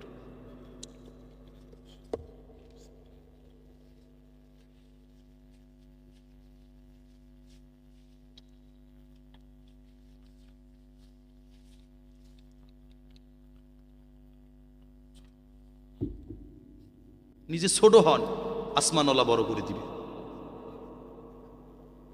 কথা বোঝেন না? চরমনের কালো মানিকের আমি মুরিদ, ওখান থেকে খেলাফত প্রাপ্ত। শায়েখ যখন এরকম হাত দিয়ে একটু বয়াত করছে, পেটের ভিতরে দেখে এরম খালি ঘুরতেছে, টাস করে হাতটা ধরিয়ে এরম একটা চুমা দিছি। এর আগে যখন জুমার নামাজ পড়াইছি ভাই, এরম আডু লড়ছে ডরে, কি কম, নিজের নামও ভুলে গেছে। কিন্তু আল্লাহর অলিগো নেক নজরের বরকতে আল্লাহ পাক দিনের খেদমত করাইতেছে। হ্যাঁ, যখনই আপনার পরীক্ষা দিতাম, মা রোজা রাখতো, মাহফিলে গেলে মা রোজা রাখতো, দোয়া করত, বাবা সাথে আইতো, দোয়া করত। আজকে মাও নাই, বাবাও নেই। ছেলে একটা হাফেজ, 4 বার শুনানি চলতেছে ঢাকাতে, যাত্রাবাড়ি, দোয়া করবেন। ছোট ছেলেটাও নিয়াত করছে। এরম হাফেজে কোরআনের বাবা হন, বুঝেন না? হাজার তারা ওই আকাশে এক চাঁদেরই আলো, লক্ষ কোটি সন্তানের চেয়ে এক হাফেজে কোরআন সন্তান অধিক ভালো। আলেমের বাবা হন। এই টাকা পয়সা কিচ্ছু না, আইসেন আল্লাহর ইচ্ছায়, যাবেন মাঝখানে সময় একটু চলবেন কার ইচ্ছায়? কই আল্লাহর ইচ্ছায় তোমরা চলি না। মেধা ভালো দিকে জিতে জন্য খারাইয়ে শেষ করতারে, বিড়ি টানতারে, দাড়ি কামাইতে পারে, সুদ ঘুষ খাইতে রে, একটু লম্বা চৌড়ো হয়েছে পুলিশে দিয়ে যেন ঘুষ খাইতে রে। কথা বোঝেন না? আল্লাহকে চেনেন, আল্লাহকে বোঝেন, আমল নিয়ে কবরে যান। ইয়া ফাতেমা তু আনকি নাফসাকি মিনান। আল্লাহর রাসূল বলে, ফাতেমা জাহান্নামের আগুন থেকে নিজে বাঁচছে, আমল করে যাইও। মোর পরিচয় দিলে, আমি রাসূলের পরিচয় দিলে কাজ হবে না। এখন আপনি বাঁচবেন কতক্ষণ? আপনি যেরকম চলতে আছেন, যেরকম ভাবটাপ দেখাইতে আছেন, এখন কিন্তু ঘরোয়া কথা কই, ভিডিও হইতে আছে না এবার বলো ভিডিও, তো গিয়ে ভিডিও হইলে বিকি মানে কইবি কি যে বরিশালে মানুষ হয়েছে? কথা বোঝেন নাই? আপনি আসছেন আল্লাহর ইচ্ছায়, যাবেন আল্লাহর ইচ্ছায়। এখন কখন যাবেন? আপনি কখন যাবেন? বাসায় যাইতে পারবেন? কোন দিকে কেডা কেডা বাসায় যাইতে নাজা গান্ধী কদ্দুর বুকে পাটা আছে, হ্যাঁ, যে আমি উমুক দলের লিডার, আমি যাইতে পারবো, আমার দল ঠেহাই। কথা বোঝেন না? পারবেন? কোনো নিশ্চয়তা আছে?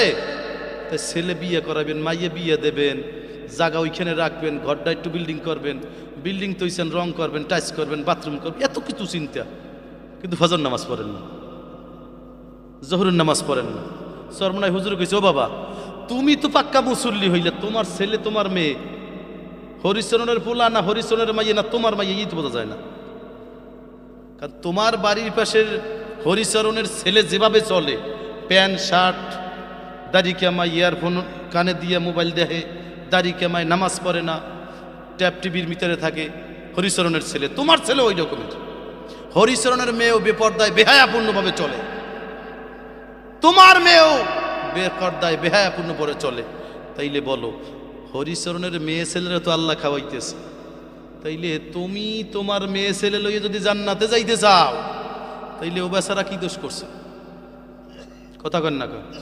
কু আনফুসাকুম ওয়া আহলিকুম নারা, জাহান্নামের আগুন থেকে আপনি বাঁচবেন। বাবা ছেলেকে বাঁচাইতে হবে, মেয়েকে বাঁচাইতে হবে, নিজের বিবিকে বাঁচাইতে হবে। কিয়ামতের ময়দানে হাজী সাহেব হজের কারণে, তাহাজ্জুদ গুজারি, তাহাজ্জুদের কারণে, ইবাদতের কারণে জান্নাতে যাবে। ছেলে ডাক দেবে, মেয়ে ডাক দিবে, বিবি ডাক দেবে, আল্লাহ যায় কোথায়, তাড়াতাড়ি ধরো। এ আমার ইংলিশ মিডিয়ামে পড়াইছে, একজন মৌলবীরা তাই সেপারা কোরআন শরীফ পড়ায় না। আল্লাহ এ যদি আমার ওই দিকে পড়াইতো, আমি এর মতো জান্নাতি হইতাম। আল্লাহ বাবারে আমি ছাড়মু না, ওনার ন্যাকখানি আমারে দাও। আল্লাহ বাবা ঠিক আছে, ন্যাকগুলো দিয়ে দাও, কয়জন আছে দাও, বাগে কি কি পরে দিয়ে দাও। আল্লাহ বাগে যা পড়ছে এতে তো জান্নাত পায় না। ছেলে মেয়ে বিবি এই যে কয়জনের আওলাদ ছিল, কুল্লুকুম রাইন ওয়া কুল্লুকুম মাসউলুন আন রাইয়াতি, প্রত্যেকে দায়িত্বশীল, আর প্রত্যেকের দায়িত্ব সম্পর্কে প্রশ্ন করা হবে।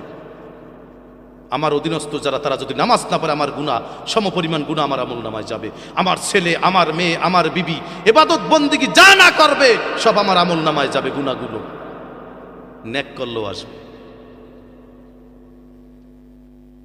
এরপরে বলবে আল্লাহ কি নাই, কয় তাইলে কাজ করো, ছেলে আর মেয়ে আর বিবির গুনাহগুলো এর আমল নামায় দিয়ে দাও, হেলে তো নেক থাকবে। কয় হায় আল্লাহ, হেলে জান্নাতের ব্যবস্থা। হাজী সাহেব, মৌলানা সাহেব, মুফতি সাহেব, বক্তা সাহেব তাহাজ্জুদ পড়তে পড়তে কালা দাগ ফারাইয়া লাইছে। হ্যাঁ, জাহান্নামের ফেরেশতারা পিছন দিক দিয়া ঠ্যাং ভাঙ্গিয়া হাতগুলো ভাঙ্গিয়া জাহান্নামের কয়লা লাগাইয়া তারপর জাহান্নামে ফালাইয়া দেবে লাত্তি মারি। এটা কোরআনের কথা। অতএব যেই সন্তানের জন্য আরামের ঘুমকে হারাম করিয়া, কামাই বাদা করিয়া, জাগার পর জাগা, টাকার পর টাকা কত কষ্ট করি, তাদেরকে যদি আমলে সালেহ না করতে পারি, তাইলে ওই সন্তান আমার দোজগে যাওয়ার কারণ হবে। বুজ্জামুল্লাহ মালিকের কবরে যাইয়েন, এটু কইলাম ঘরোয়া কথা। আল্লাহুম্মা আমিন। রব্বানা ইয়া রব্বানা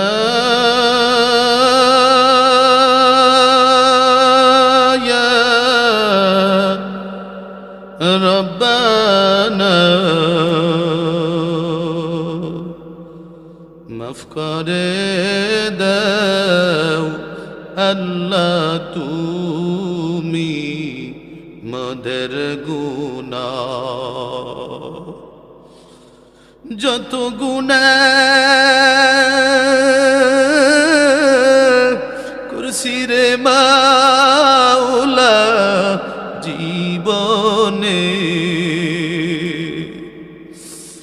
যত গুনাহ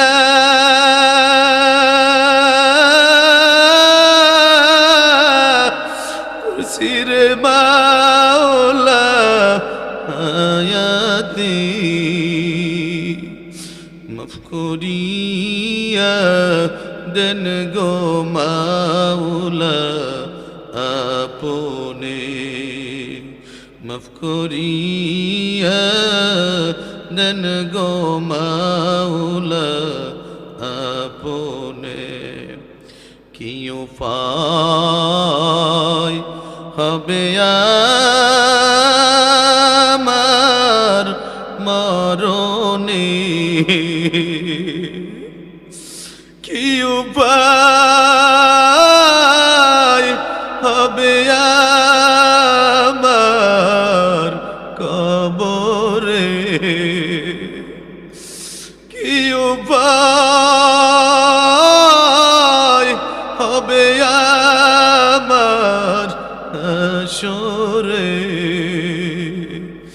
আল্লাহ আল্লাহ আল্লাহ আল্লাহ আল্লাহু,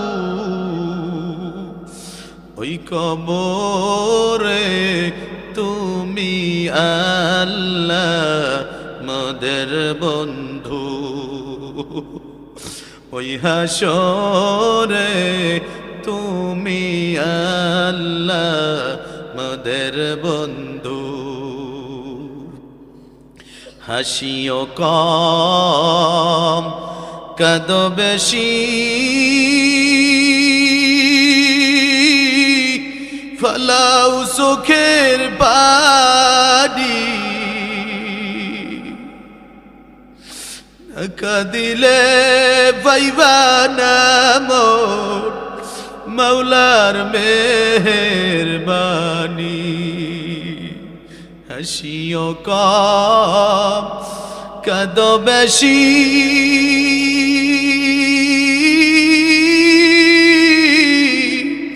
ফলাও চোখের পানি,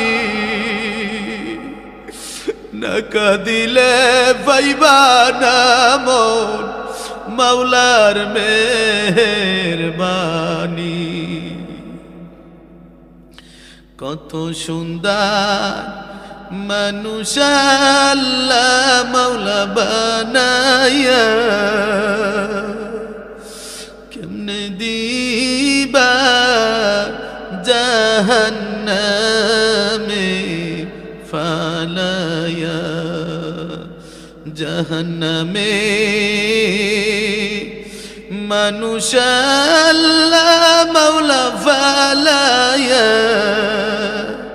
কেমনে থাকবা মাওলা তুমি তাকায়া। বান্দা যখন আল্লাহ বলে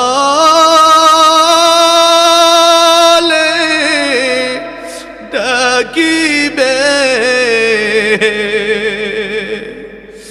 বান্দা যখন আল্লাহ বলে ডাকিবে, বলো মাওলা তুমি কেমনে সহিবে, যত কাদান কাদাও মাওলা দুনিয়া,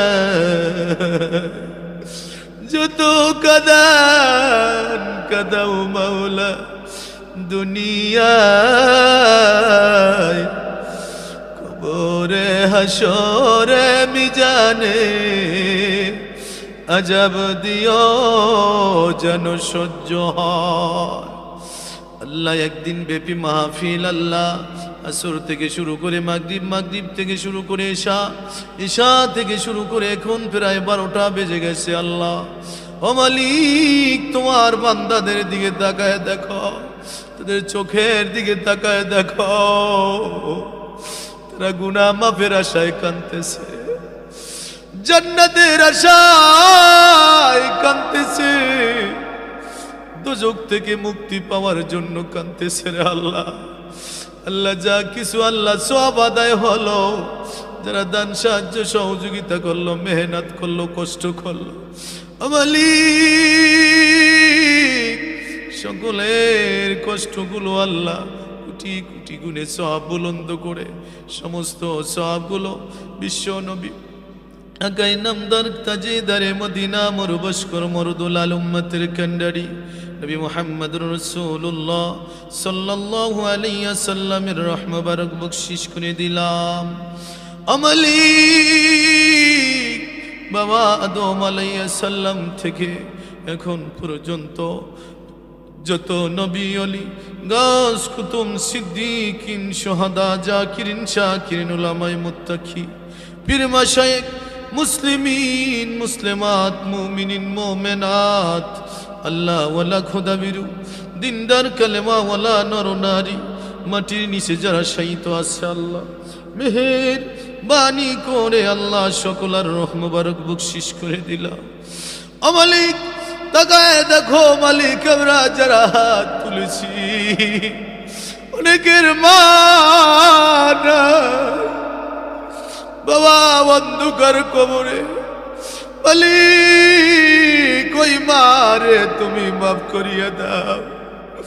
সেই মা 10 মাস 10 দিন পেটে বোঝা বইল, দুধ পান করাইলো, প্রচাপ পায়খানা চাপ করাইলো, ওই মা অসুস্থ, মা জ্বর। আমি যখন ছোট ডানে শোয়া দিছে, প্রচাপ করে দিছি, আবার মা বাবে শোয়া দিছে, মা অসুস্থ, জ্বর, প্রসাবের পানি, আবার প্রচাপ করে দিছি, মা বুকে নিয়া নিজে প্রসাবের ভিতরে তাকিয়া আমার নিয়া সারা রাত্র ঘুমাইছে। ওই মা রাগ হইয়া পালা দেয় না, কোন সময় জানি মার বুকে প্রসাব পায়খানা করে দিচ্ছি। মালিক ওই মারে মাফ করিয়া দাও। আমার মা দুনিয়ায় নাই, বাবাও দুনিয়ায় নাই। এমনি ভাবে যারা মাহারা সন্তান, বাবারা সন্তান, মারে তুমি মাফ করিয়া দাও, বাবারে মাফ করিয়া দাও, বাবারে মাফ করিয়া দাও। আমি যখন দুনিয়া আসবো মার গলি যাই বারে বারে লাথি মারতেছি, মা রক্তে মাখা অবস্থায় জমিনে গইরা গইরি করে। আমার মা মার বাবার পায়ে ধরে বলে স্বামী মাফ করে দাও, মনে হয় বাঁচবো না। তোমার সন্তান সেভাবে লাথি মারে, শ্বশুরের কাছে যায় মাপ চায়, শাশুড়ির কাছে যায় মাপ চায়, মায়ের কাছে যায় বলে মা এখন বুঝি সন্তান জন্ম দেওয়া কত কষ্টের। ও মা তুমি তোমার এমনি ভাবে গর্ভে ধারণ করেছো মা, কষ্ট করেছো, আজকে আমিও মা হতে যাচ্ছি, মনে হয় বাঁচবো না। তোমার নাতি এমন জোরে জোরে কলিজায় লাথি মারে, মনে হয় বাঁচবো না, মাফ করে দাও। মায়ের কলিজায় লাথি মারিয়া যখন দুনিয়ায় আসে, মা রক্তমাখা অবস্থায় বেহুশ হয়ে পড়ে রইল। আমি কোনো কোনো মা মা মা বলে যখন ডাকি, মা চক্ষু দুইটা মেলিয়া বলে, তোমরা কারা গো? আমার জনম দুঃখী সন্তান, আমার নারী সিরা ধন, ৭,০০০ ধন মানিক রতনকে আমার হাতে দাও, আমার বুকে দাও, আমার বুকে দাও। অন্য মহিলা বলে, যে এই সন্তানকে দুনিয়া আনতে যাইয়া কত কষ্ট করলা, কেন চাইছ? মা দুই চোখের পানি ছাড়িয়া বলে, তোমরা বুঝবা না। আমার সোনামণিরে যখন কোলে লইছি, বুকে লইছি, ঠোঁটে গালে চুমা দিছি, খোদার কসম আমি মা 10 মাস 10 দিন পেটে বোঝার কষ্ট বইলা গেছি। ও মালিক, মারে মাফ করিয়া দাও, বাবারে মাফ করিয়া দাও। আল্লাহ, আমরা যারা হাত তুলেছি আল্লাহ, যাদের মা বাবা জীবিত, হায়াত বাড়িয়ে দাও, খেদমত করার তৌফিক দান করিয়া দাও আল্লাহ, সুস্থতার নিয়ামত দান করিয়া দাও।